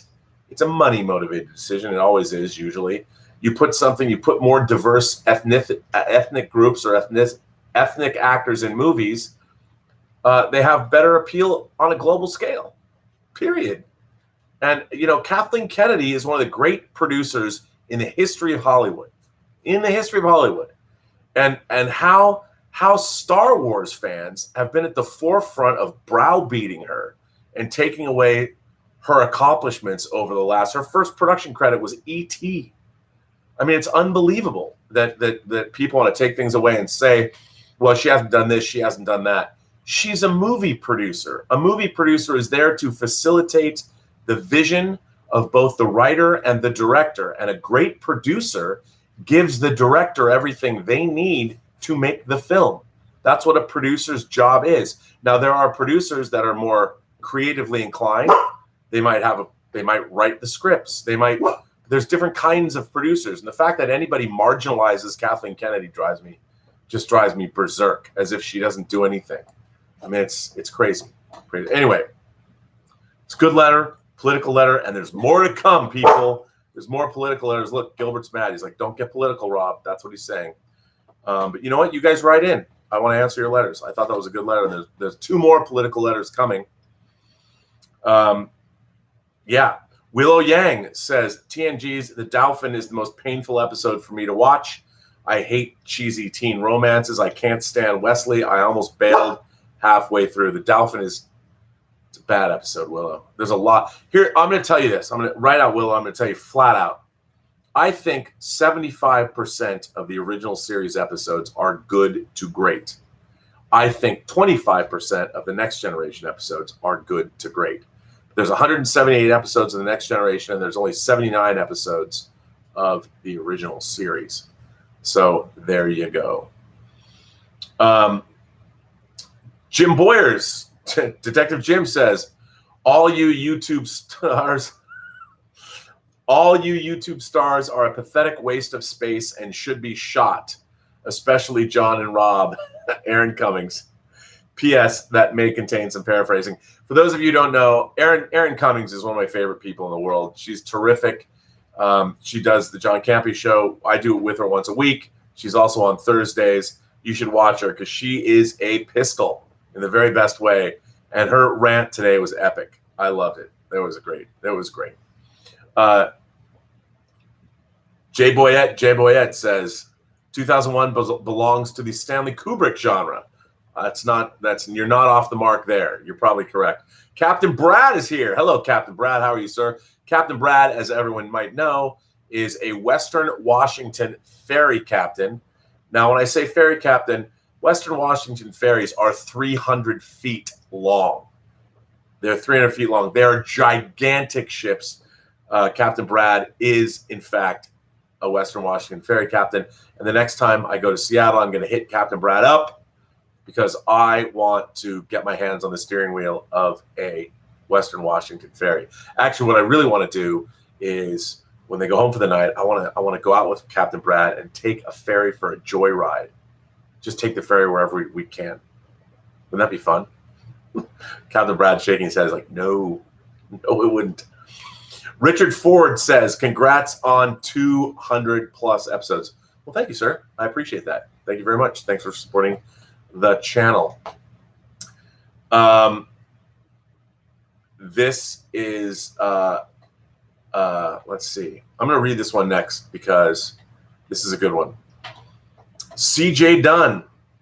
And this CJ Dunn, Mr. Dunn, CJ, who's been supporting this channel a lot of late, has written a counterpoint. Well, a different letter than Franz M's. CJ Dunn is here. CJ Dunn sent this letter. Sup, Rob and fam. I am writing this letter today in direct response to another Post-Geek Singularity connoisseur, Franz M.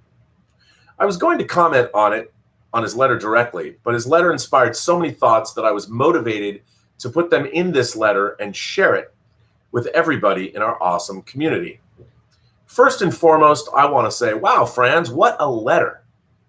I do not disagree with Franz on a lot of his feelings he had in the letter. However, I would just like to clarify a few things and help focus on some of the forest lying in the trees he is viewing, from my point of view, at any rate. Forced inclusion is definitely, in my humble opinion, more harmful to whoever you are trying to include, especially when that's the only motivation behind it. Let's say Franz's plumber were a white male who was renowned for his awesome plumbing skills and is always relied on for the aforementioned skill set. Then suddenly they replace him with a female just because they're trying to be more inclusive, and now more people are complaining because the work they did was incompetent for lack of his skills. All this happened because they were only focused on inclusion and not putting someone who is qualified and skillful enough to replace Franz's original plumber. These kinds of decisions hurt more than they help. I have seen this type of quick fix mentality decisions made for just this kind of scenario played out in the military. It's called equal opportunity, or in the case Franz was trying to make, equality of outcome versus equality of opportunity. He is free to correct me, but I'm pretty sure that was one of the points he was trying to make, or at the very least, making it a point that he isn't a dumbass and can tell the difference. I completely agree with his stance about not minding inclusion or being progressive. Just don't shove it down my throat. Not quoting Franz here, just a popular song saying, just a popular saying us troopers have. His stance on not putting your agenda before your story or characters is in keeping with the Burnett axiom.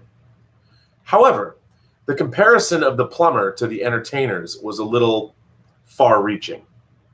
The plumber doesn't have the reach an entertainer has. When you have a large sphere of influence and everyone is looking at you, there is sometimes an obligation to try and progress your thoughts and ideas, or at the very least make an impact. Whether these entertainers want to acknowledge it, they do influence individuals who look up to them for their view as their idols. A plumber does not have this kind of influence. If you find yourself in any position where you have the ears and eyes of a bunch of people, there is a certain responsibility to make the change you think is best. At least raise questions or get others thinking. Who better than someone who has the attention of the majority of the public eye? A plumber doesn't have that. I think he should have took a stance and put himself out there with his remarks about Black Panther. It isn't dumb to think that way. Although I love Black Panther, I often ask myself, why did it take Black Panther to bring in Black audiences? Furthermore, why did this movie make Black audiences a hero they can get behind? Why this movie and why now? I only ask this because I feel, given certain social media crisis in the news, there was already a Black superhero. This hero is none other than Django from Django Unchained. a movie that is one of my top 10 faves of all time. It is a story of a black slave who is freed, taught how to shoot, read, and bounty hunt. Then bounty hunts white guys dead or alive. I'm not black, so what the fuck do I know? But if you ask me, that's a superhero if ever I saw one. Sure, there's an overt use of the N-word. I'd argue and have argued that it's a period piece during a time when that word was commonplace. Not accepting or acknowledging the past is a detriment to progression, period. I'm going to neither agree nor disagree about Franz's comments about John Campea. I'll admit John Campea has come dangerously close to lumping people who disagree with Star Wars The Last Jedi and the social justice warrior agenda with a very minority group of people. My man Franz also went on to say something about the minority on the other side of the table. I get that some just want political agendas to be left with politics and not be in their entertainment. But I would have to say you don't have to have an agenda to see one. However, if you can see one, then you have some negative feelings toward it. And I absolutely think Franz made his feelings very clear. I wouldn't want to be force-fed food that I clearly think and said tastes like shit. Who would want that anyway? As far as crippled heroes go, Franz, you should check out The Mantis. Barbara Gordon was crippled and recently War Machine from the MCU. If I'm allowed to go further, being blind is quite a handicap, and we have some action heroes from that as well. Daredevil, Zatoichi, etc. All in all, in my humble opinion, I think what Franz M was really trying to say was, don't force progression or progressional ideas down my throat. I completely agree. It should feel natural, like Cap giving the shield to Sam instead of Bucky, thereby proclaiming him the new Captain America. Or the Book of Eli, where the protege was female, but it felt natural. There's nothing wrong with a female, black, Asian, or any other minority being leads or awesome heroes. It just needs to feel natural and serve the story. Cheers to you, Franz. Thank you all for this awesome community. Well, CJ, you do not disappoint. A fantastic letter. Look, I agree. And I don't think shoehorning, I call it shoehorn diversity, I guess, is a good thing either, because people can feel it. People can feel it. When you're telling stories, the great thing about Black Panther, I think, is you can have that kind of representation, and it's exactly what the character should be. There was no one changed that movie to make it fit someone's agenda. Black Panther was a character that was created by Stan Lee, and I think Jack Kirby. Was it Lee and Kirby? In 1966, a direct response to the civil rights movement. He was created because Marvel didn't have those kinds of characters, and they wanted to have one, and I think rightfully so. And I think that what was great about Black Panther was that everything in it, Black Panther's from Wakanda. Wakanda's in Africa. I mean, it wasn't an agenda-based movie. But sure, I think it's time that they thought, okay, we can now have a black superhero leading the MCU. If it didn't work, if Chad Boseman's portrayal of Black Panther in Civil War was not as successful as it was, I don't know if we would have had a Black Panther movie. But the reason the MCU has been so successful is they picked the perfect actor for the perfect part, and they wrote him well. And that's what's great, and that's what we want more of.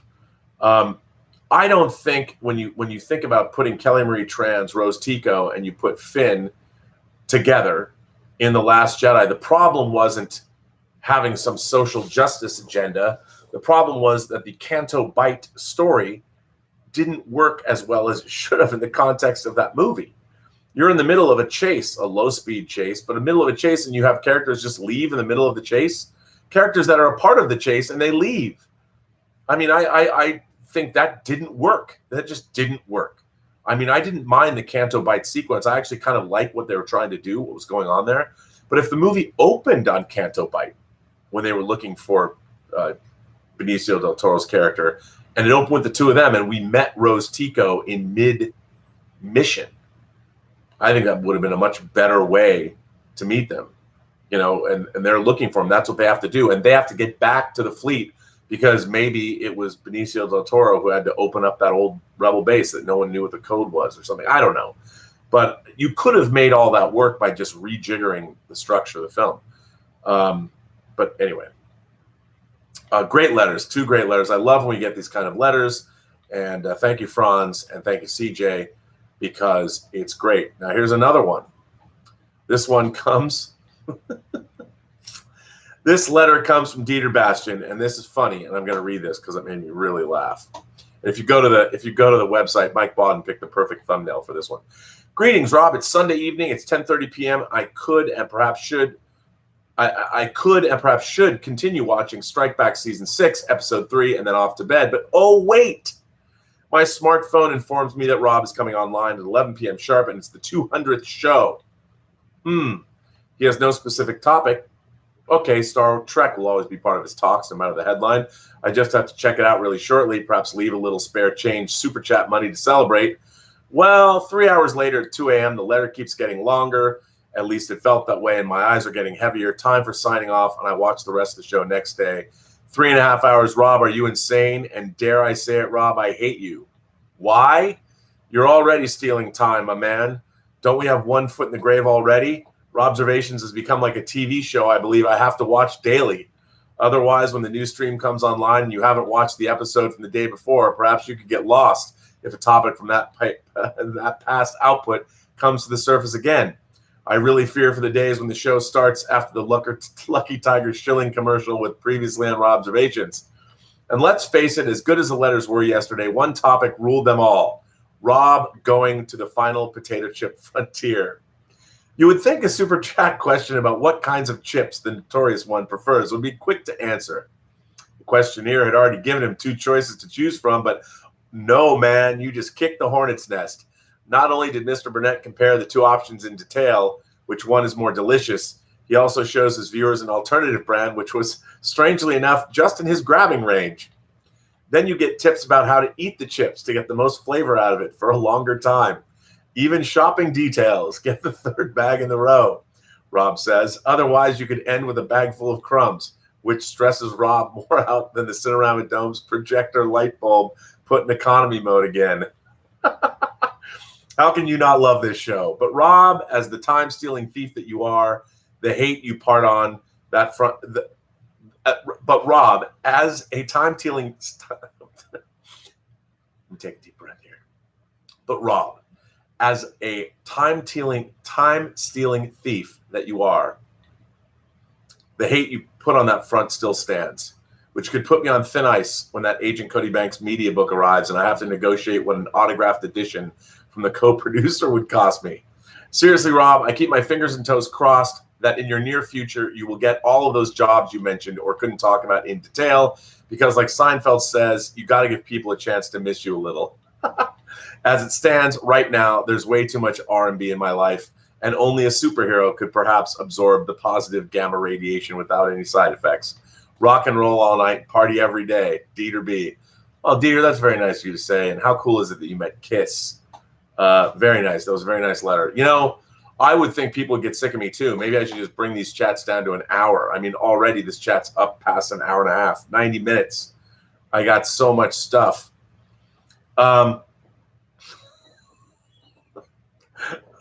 Wade O'Neill is here.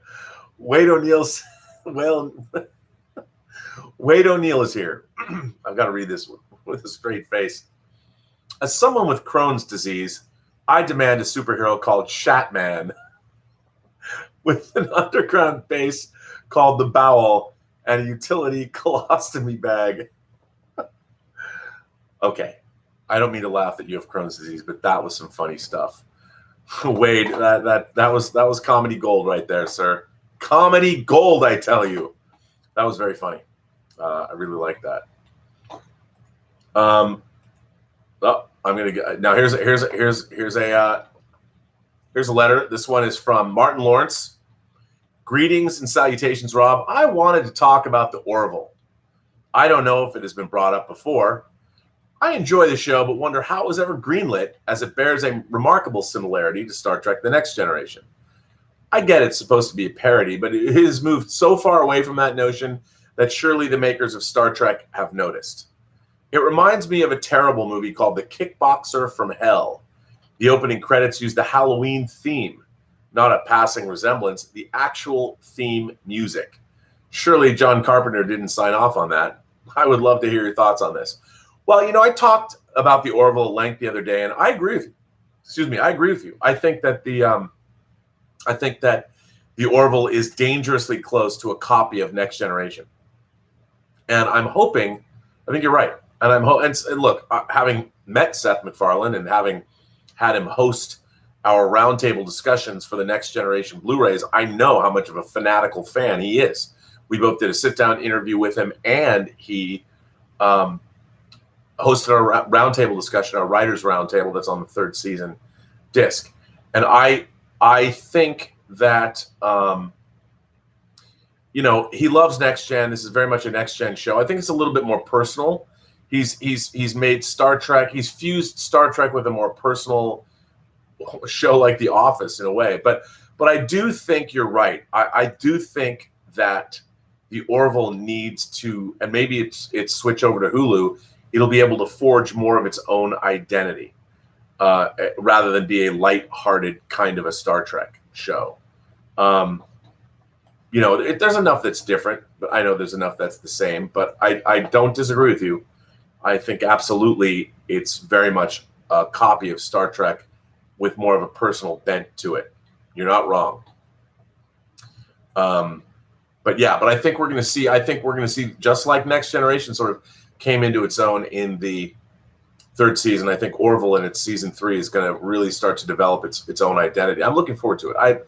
I've come to quite enjoy the Orville. This one comes from Cattle and Kit. Cattle and Kit is back. How are you, Cattle and Kit? Greetings, Rob. First of all, congratulations on reaching the 200th episode of Robservations, and I wish you many more. Yes, I'm still here and never left. Every morning when I'm having my coffee, I watch your last show. Thank you for so many lovely mornings.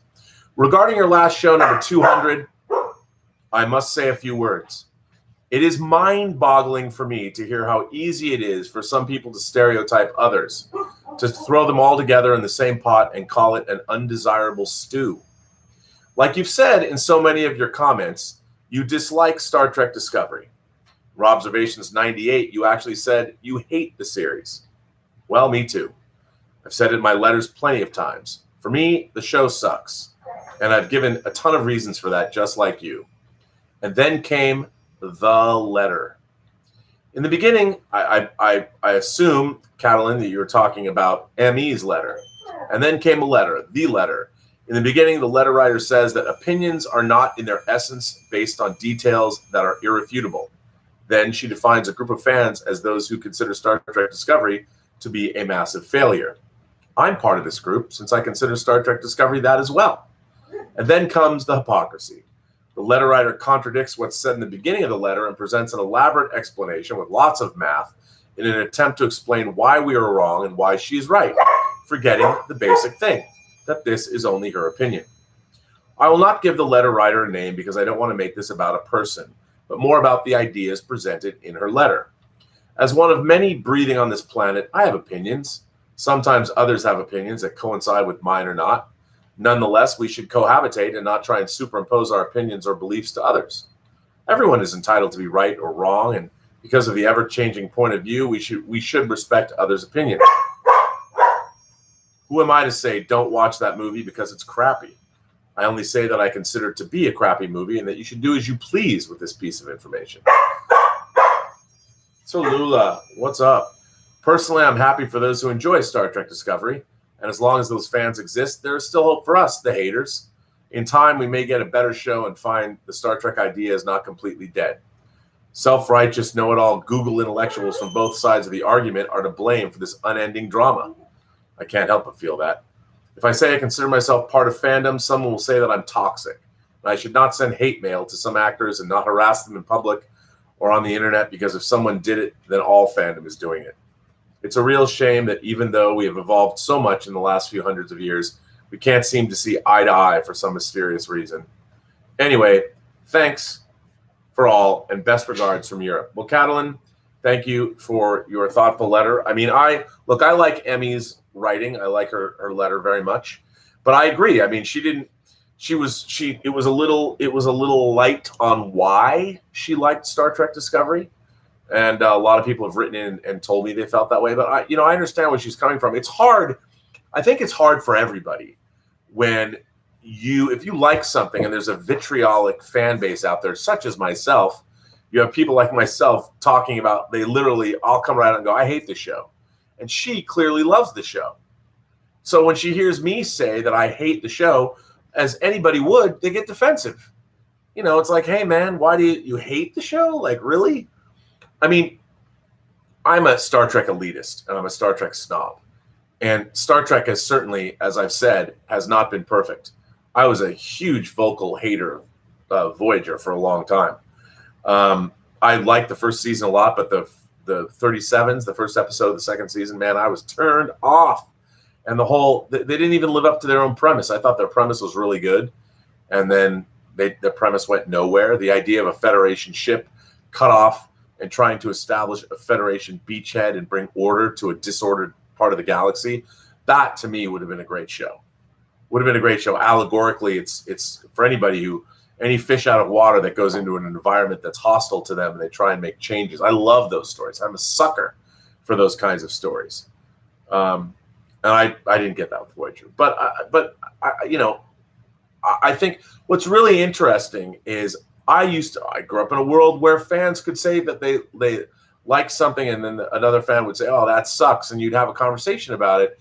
It wouldn't turn into like you wouldn't end up hating the person. Not usually. And what I don't understand is I think discourse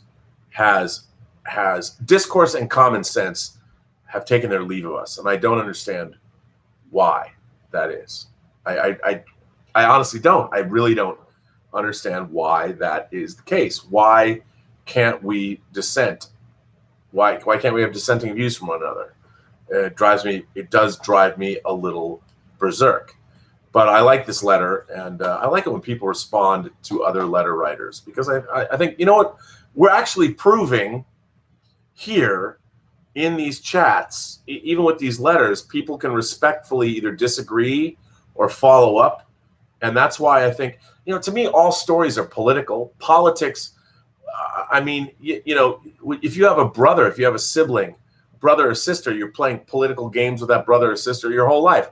What would you like to do today? I don't want to do this. Can I have more of this? What are we having for dinner tonight? I mean, you're jockeying with your parents. The world is full of politics, and especially genre. I mean, one of the things I forgot to mention with Franz's letter, Star Wars is a movie about rebels fighting an empire. It is, by definition, it is a political movie. Now, because it's wrapped up with an escapist bow, doesn't mean it's not fundamentally political. My God, the prequel trilogy starts out with a crawl about taxation. I mean, the Star Wars films, lest we forget, are all about politics. They're all about rebels fighting against an oppressive military dictatorship. And why you can't bring politics into the fray. And I don't think anybody will, while there's a lot of aliens, the first Star Wars is full of a bunch of white people. And why even we look at so many different kinds of, you go to New York City, you go to London, you go to any of our great big cities in the world, you walk around and there's all kinds of different people of shapes, sizes, colors, creeds. And in Star Wars, there's lots of aliens, but where are all the humans of color? If you grew up on Tatooine, why is Luke white? He's growing up because he wore sunscreen all the time. I mean, he should be tanned and leathery, man. If you grow up on Arrakis and the Fremen, it gets weird. I understand, but CJ Dunn banging him out here. CJ, well, the Burnettwork. I want to apologize for the chat. Opinions are like farts. Some are loud, some are quiet, some are wet, some smell bad. However, some leave behind doo-doo berries and doozy streaks. No one wants dolly streaks, but they occur and exist. Accidents happen, I guess. You probably should have thought before you farted. Is that what I did? Well, once again, CJ, I liked your letter. I thought, look, I think that you showed that Franz M., you can respect what Franz had to say. You wrote a respectful letter in response. You didn't call Franz out and say he was an asshole. You wrote a response, and it was a cogent, nice response. I like that Franz felt he could have the he could. It makes me happy that Franz can write his letter in, knowing that I might disagree with it, knowing that a lot of other people might disagree with it. But I like the fact that then you, CJ, can write a thoughtful letter in response, and we can sit here and discuss it. That's what I want out of this community, if nothing else. We can have these conversations where ideas can be presented. We don't have to agree with those ideas, but they can be presented, and I'm not necessarily pilloried for reading Franz's letter on camera. I think it's important. There's a lot of people out there that are feeling like, look, I know that over the last couple of years, it's harder for me as a middle-aged white guy to get a job in Hollywood. Not that it wasn't hard before, but harder. And I accept that. I understand that. And do I think that, not everybody's created equal? There's people that are smarter, people that are stronger, people that are faster, or whatever. But human beings, all of us collectively, are part of the diaspora of humans that are spread out over this entire planet, not of any single ethnic group. I just love the word diaspora, and I like it, saying it. But it's important. It's important that we as human beings realize that we're all in this together. We live in this closed biosphere. So testing more nuclear weapons and rescinding environmental protections is just, I think here's an insight into, I think, politics, and at least the way I think. When I hear that the Trump administration is rescinding environmental protections, I just think that's dumb. I'm like, why would you defile our environment? We don't even understand how our environment works from the submicroscopic level all the way up to the air that we breathe. But I know one thing, that whether you believe in climate change or not, everything that we've been spewing into the atmosphere as a result of industrialization, the nuclear waste products that we're burying in the earth, all of our disruption of our biosphere is not something that evolved. It's something that was caused by us, and it is having massive and completely not understood effects on the holistic way that our planet works, from the submicroscopic level all the way up to our air supply. And why do that? Why not do that? It's like, isn't that a good thing to not, like I've said a million times before, you don't keep your kitchen 10% dirty. Why would you do that? Why would you keep 10% of your dirty dishes lying around in your kitchen? It's unhealthy. So why do we allow plastic in the ocean? It's like, we're going to get rid of drinking straws. I don't know, whatever.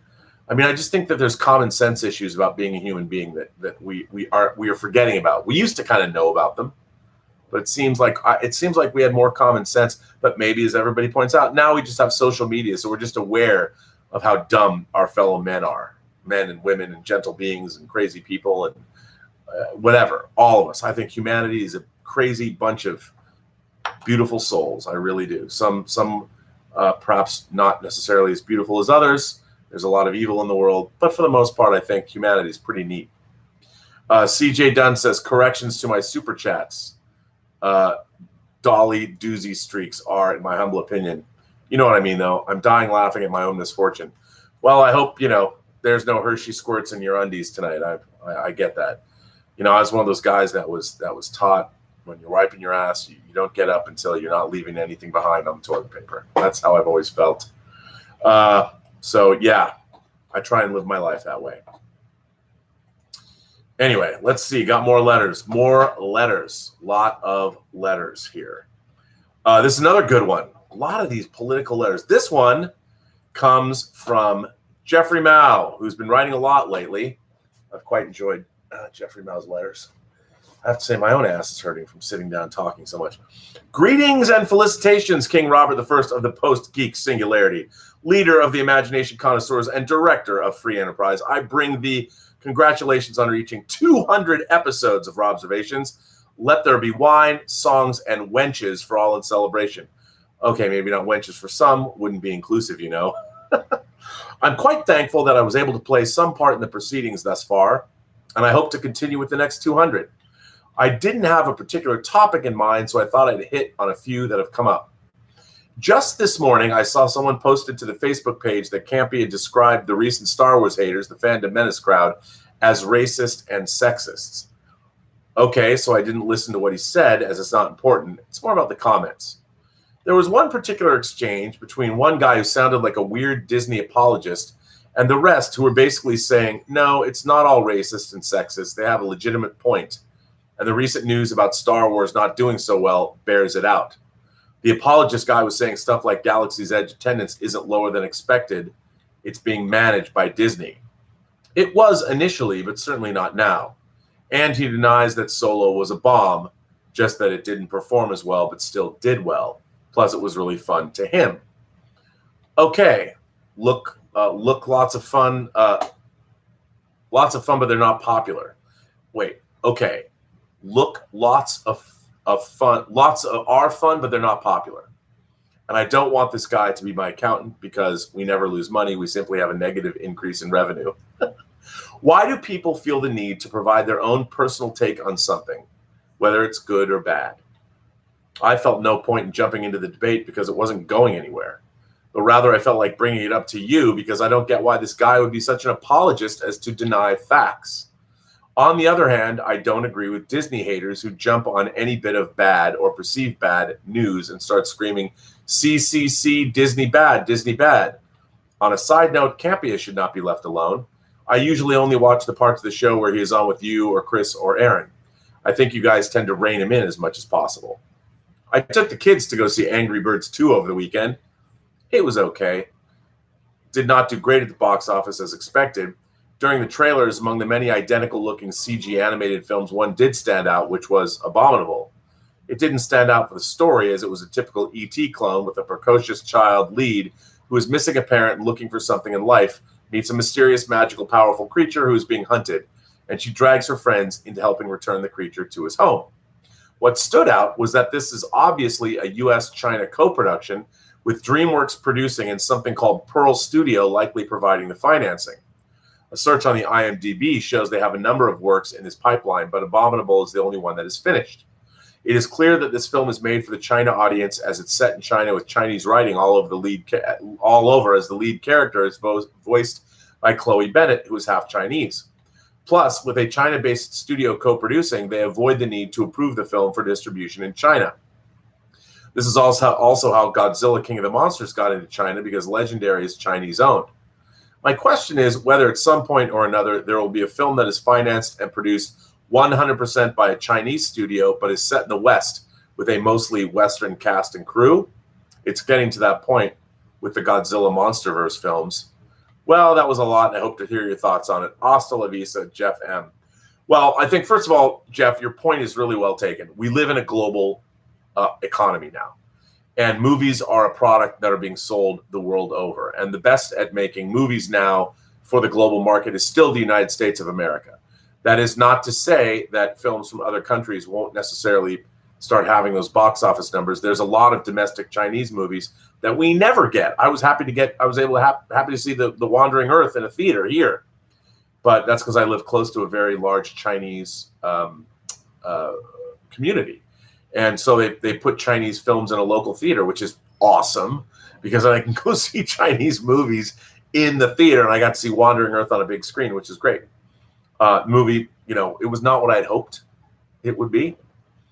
I think it needed a little bit more Western sensibility, to be honest. But I liked it. It was fun to see on a big screen. But I don't know. I mean, I don't know if maybe the Chinese would make a movie predominantly set in the West with mostly Western actors. But that's what we do. I mean, I would much rather see a Chinese movie where my man Tony Leung comes across into the States. I mean, one of the great travesties that Hollywood perpetrated in the last 20 years was against Chow Yun-fat.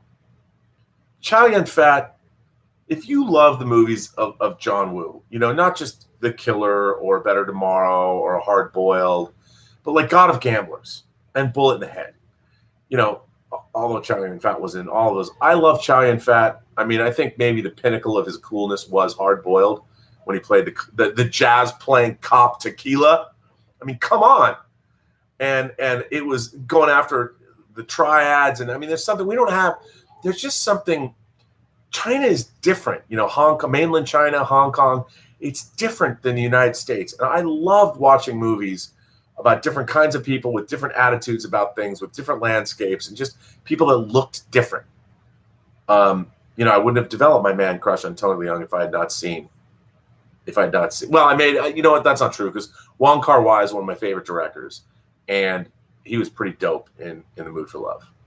I mean, come on, talk about beautiful people in a movie. My God, in The Mood for Love, beautiful men, beautiful women. What is up? I don't know if they would do that. They might. I don't see that they would have a reason to, only because American movies dominate the world. So why would Chinese companies? For the most part, I would like to see more Chinese films hit mainstream American movie screens. I would like more and more of that. That's true of Japanese movies and Korean films. I mean, one of my favorite movies that I've seen in the last couple of years, I've talked about this before, is the Japanese movie, The World of Kaneko, if I'm pronouncing that right. The World of Kaneko is a bananas movie. It's about a very bad teenage girl and her bad father who's looking for her. It's great. If you guys haven't seen The World of Kaneko, you need to see it because it's great. But yeah, Chinese, there's a lot of money there, vibrant economy, and it makes sense that you're teaming up with the Chinese when you want their movies to play in China because they've meant so much to our box office. I mean, we are suffering the effects of globalization and how all of that is going to work and how it's all going to shake out. I've sort of accepted the fact that for the rest of my life, I'm going to be dealing with this kind of tumult.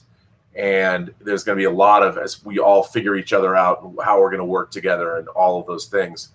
I just hope we don't, whether it's climate change, whatever, we're going to have a lot of hardship to deal with. And I think that, the more that international cooperation, I mean, let's face it, it ain't show friends, it's show business. But maybe by doing good global business, we can make a lot of good global friends. That's what I'd like to see. Because we're going to have a rough time of it, and we need all the help we can get. Everybody needs all the help they can get. But in terms of co-productions, I think we're going to see a lot more movies like the upcoming Abominable that might be set in China, but they're made by people from the West. I think we're just going to get more of that because that's kind of where we are at. So, yeah, and I think, you know what? I'm going to wrap this up. Going to wrap this chat up. We've gone for almost 2 hours. I've still got work to do. And I want to thank everybody, especially I want to thank all the letter writers, and thank you for being here and contributing to the show, both whether you're sending in super chats or sending in these letters. It's pretty great. I mean, I got to say thanks to all of you guys for writing in all of these letters. Pretty awesome. There's a few more super chats I want to get to. CJ Dunn says, Rob, is that a Daredevil hot toy in the back there? Jelly. I do not have the Daredevil hot toy. That's one of those ones I need to pick up. I haven't got it yet. Don't have it. So you don't have to be jelly. I do have a 12-inch figure of Ben Affleck as Daredevil. It was a Marvel produced figure, with cloth outfit and stuff. It's pretty cool. Brandon Valenzuela says The Matrix 4 is officially happening and Keanu Reeves is back as Neo. I guess that is news that has just dropped. I love that news. You know what?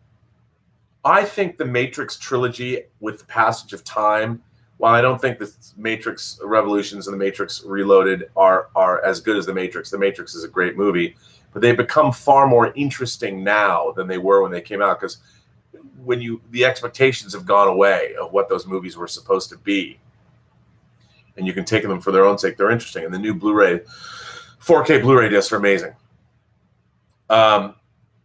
Matrix 4 is officially happening. That's interesting.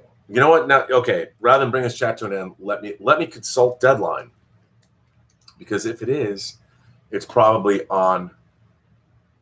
Wow. Oh boy. Hang on. Before we get to that, this is really interesting.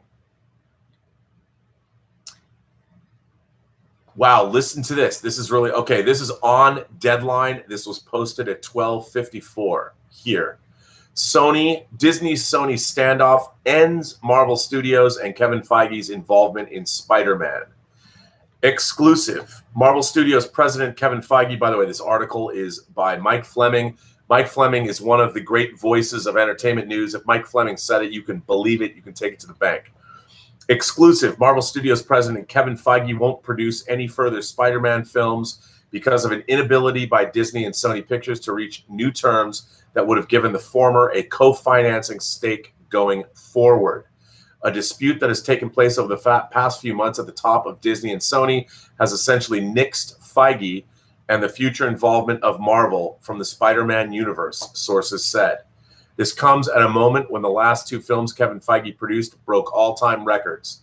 Disney's Avengers Endgame became the highest-grossing film of all time, and Spider-Man Far From Home this week surpassed the James Bond film Skyfall to become the all-time highest-grossing film for Sony Pictures. Sources said there are two more Spider-Man films in the works that are meant to have director John Watts and Tom Holland front and center. Unless something dramatic happens, Feige won't be the lead creative producer of those pictures. There is a lot of webbing here, but it all comes down to money. And it's easy to understand why both sides refuse to give ground. Disney asked that future Spider-Man films be a 50-50 co-financing arrangement between the studios, and there were discussions that might extend to other films in the Spider-Man universe. Sony turned that offer down flat, and I don't believe they even came back to the table to figure out a compromise. Led by Tom Rothman and Tony Vinciquerra, Sony just simply didn't want to share its biggest franchise. Sony proposed keeping the arrangement going under the current terms, where Marvel receives in the range of 5% of the first dollar gross, sources said. Disney refused. Update. Sony insiders counter that Rothman did offer compromises, but Disney declined. Now it's easy to say that Feige has enough on his plate, especially after taking control of the X-Men universe in the Fox acquisition, including the Deadpool franchise, along with architecting the next phase of the Marvel superhero universe and building movies and shows for Disney+. But I'm told Feige loves Spider-Man, arguably the biggest superhero character in the Marvel canon. He would have continued if Disney and Sony could have reached new deal terms. Essentially, Sony has made a decision that is similar to saying, thank you, but we think we can win the championship without Michael Jordan. After all, Feige's first decade at Marvel is largely unblemished, and his consistency has been nothing short of historic. Even George Lucas, Steven Spielberg, and Peter Jackson haven't seen everything turn into a hit, and so maybe only James Cameron has had the success record that Feige has achieved, but Feige has done it all in the last 10 years, producing and overseeing 23 superheroes, not with a flop in the bunch. They've all been number one openers that have collectively grossed $26.8 billion. $26.8 billion? Feige this year became the producer of the top grossing film ever for two studios, Sony and Disney, and he produced three of the top four highest grossing films this year in Avengers Endgame, Captain Marvel, and Spider-Man Far From Home. This after scoring the first ever Best Picture Oscar nomination for a superhero film last year with Black Panther. I can't think of a Hollywood producer executive who has done anything close to this. And the launch of the new iteration of Spider-Man was done brilliantly with Marvel's support and help. It has been a boon to both studios. Tom Holland's character was introduced in the Joe and Anthony Russo-directed 2016 blockbuster Captain America Civil War, the film that set up the two record-breaking Avengers films. Sony's first rebooted Spidey film, 2017 Spider-Man Homecoming, rode that Marvel wave and grossed $880 million worldwide, and then the web slinger was a key character in the two Avengers films, leading to the Spidey sequel that this week became Sony's top-grossing film ever. Sources said Disney's top brass for the past several months has sought new terms for Feige and the Marvel cross-pollination to continue. As the Spider-Man relationship grew, Feige and Sony Pictures chief Tom Rothman spoke about the possibility of wider involvement in the Sony-controlled Spider-Man universe, which contains 900 characters. I'm told that Feige lent an unofficial hand with the blockbuster Venom, but I've also been told that that film was far from the polished product that grossed $856 million worldwide until Rothman himself spent a good time in the editing room helping to get it there. It is understandable that the fiscally shrewd Rothman would balk at giving up half of Sony's biggest franchise to Marvel. After all, Marvel already owns the merchandising on Spider-Man. Does the mouse really need half the movie universe also? Sony so far has decided that as valuable as Feige is, Disney is asking too high a price. Sources said that Sony reasoned that they will be fine without Feige. The creative template has been set on the Spider-Man films, and Watt and Holland are in place along with Amy Pascal, who became producer with Feige after she exited the executive suite after presiding over the previous Spider-Man iterations directed by Sam Raimi and Mark Webb at Sony Pictures. The Venom sequel is well underway with Andy Serkis directing Tom Hardy, and there's Morbius with Jared Leto, Kraven the Hunter, and another spin-off with the characters Silver Sable and Black Cat, and a Sinister Six film that got shelved. Sony, which once felt the ticking clock of generating a Spider-Man film every 3 or so years to prevent a rights reversion to Disney, now has plenty of pictures to make. And the studio also won the Best Animated Feature Oscar for Spider-Man Into the Spider-Verse, a smash hit they made on their own. No comment from Marvel, Disney, Feige, or Sony Pictures. Wow. Well, there's just a lot of, you know what? Here's my thoughts on that. Once again, it ain't show friends, it's show business. It's all about the ducats. You know, when you talk about social justice warrior agendas guiding these movies, they don't. There is no social justice warrior agenda guiding any of these movies. They are trying to appeal to the most number of people. Half their audience is girls, Disney princesses. Rey was put in the movie because J.J. Abrams likes strong female characters. He always has. And I'll tell you something. I mean, whether it's Felicity or whether it's Alias, it's not like J.J. Abrams is a stranger to putting a character like Rey front and center in his work. It's just the case. Now, this is really bad news, I think. It's bad news for me as an MCU fan. I love Tom Holland in the MCU. I love Spider-Man in the MCU. And by the way, this is Tom Rothman. It's all Tom Rothman. Don't make any mistake. Tom Rothman fancies himself a filmmaker. If he could, he'd write and direct every movie that Sony makes. He certainly wanted to do that at Fox. It is Tom Rothman, envious as hell over Kevin Feige's success, because Tom Rothman used to preside over the superhero movies that Kevin Feige worked on as an up-and-coming producer. And Kevin Feige has completely eclipsed Tom Rothman in every way, shape, and form. Tom Rothman will never be Kevin Feige, but that's what this is all about. It's all about Tom Rothman wanting to be Kevin Feige, and he thinks he can. Well, I guess we'll see. Whoever wins, as they said for Alien versus Predator on the poster, whoever wins, we lose. We lose. Today is a sad day for anybody who likes the MCU. And, you know, Kevin Feige's got plenty of things on his plate, but Spider-Man Homecoming and Spider-Man Far From Home and Spider-Man's appearance in Infinity War, Endgame, and, of course, Civil War, we're all good. We're all good. And if that's all we get in the MCU, then I guess that's all we're going to get. But what a bummer, man. Farky50 says, have you seen Zhang Yimou's Shadow? I have not. I know. I love his movies. I loved Hero. I can't wait to see Shadow. My friend Bill Hunt's been raving about Shadow. It just came out on Blu-ray, on 4K.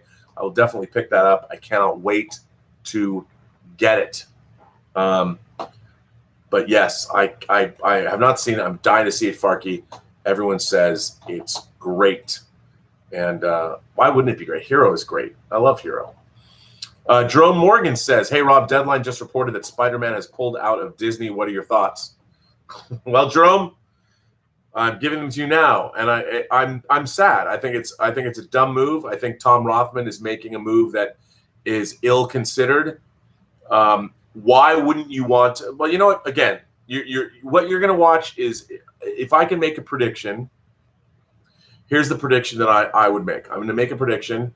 I think that they're expecting Venom 2 is probably going to do very, very well. Venom and Into the Spider-Verse animated film Venom and Into the Spider-Verse are atypical movies. Into the Spider-Verse, as much as I loved it, was an animated film. Venom, the fact that it made as much money as it did, okay. And I guess Tom Rothman tells everybody that he's the one that saved it in the edit bay, because after all, Tom Rothman has always believed he's the smartest man in the room and knows everything there is to know about making superhero movies. He's always been that way. We'll see. Now he can prove himself. We'll see. Will Morbius the Living Vampire become a hit? I don't know. Kraven the Hunter? Maybe. The only thing this news makes me feel is I want to see a Kraven the Hunter film where he's hunting Spider-Man. I do want to see that. So maybe it will. Maybe it will. Interesting. All right. Anyway, I really am bringing this chat to a close. Robservations, the show about something. Live chat number 201. Brought to you, as always, by Lucky Tiger Man's Grooming Products for those men who want to look good and feel great. I want to thank my moderators, Mike Bodden, the Honorable Mike Bodden, Detective Jim. Detective Jim, he's got to get his passport. Hammer that home with Detective Jim. And Greg Smith, thank you for being the moderators that you are and making this place a good place to hang out. And remember, Lucky Tiger is running their Lucky Tiger Tailgater giveaway. They're giving away $500 worth of stuff, including a grill. And if you go to Lucky Tiger and you go to either getluckytiger.com or clubluckytiger.com, you can enter the sweepstakes free of charge. It's not a sweepstakes, it's a giveaway. Enter the giveaway free of charge, and you might be the tailgater that is the envy of all of your neighbors. And preseason, but it's preseason halfway over now. And hopefully the Seahawks are going to go all the way to the Super Bowl this year. I can't wait. And remember, if you do go to the Lucky Tiger website and you buy anything, and you check out at getluckytiger.com, punch in PGS for Post-Geek Singularity Community, PGS, not PGSC, and you get 20% off your order. Keep those letters coming. I encourage all of you, go to the Burnettwork.net website. If there's a letter that somebody wrote that you like or dislike, interact on the website. We've got a lot of traffic coming to the website now, which is great. I love traffic on the website. I love creating the interaction. And I think this proves, CJ's letter and Franz M's letter proves that we can have constructive discourse even on divisive issues. And I respect that. I want to thank you all for making this show that kind of a place. And with that, I'm going to say, I'm going to bring this chat to a close. And I will say, remember, every person you meet has a story to tell you have yet to hear. All you have to do is listen. And with that, everyone, I say this. Have a better day.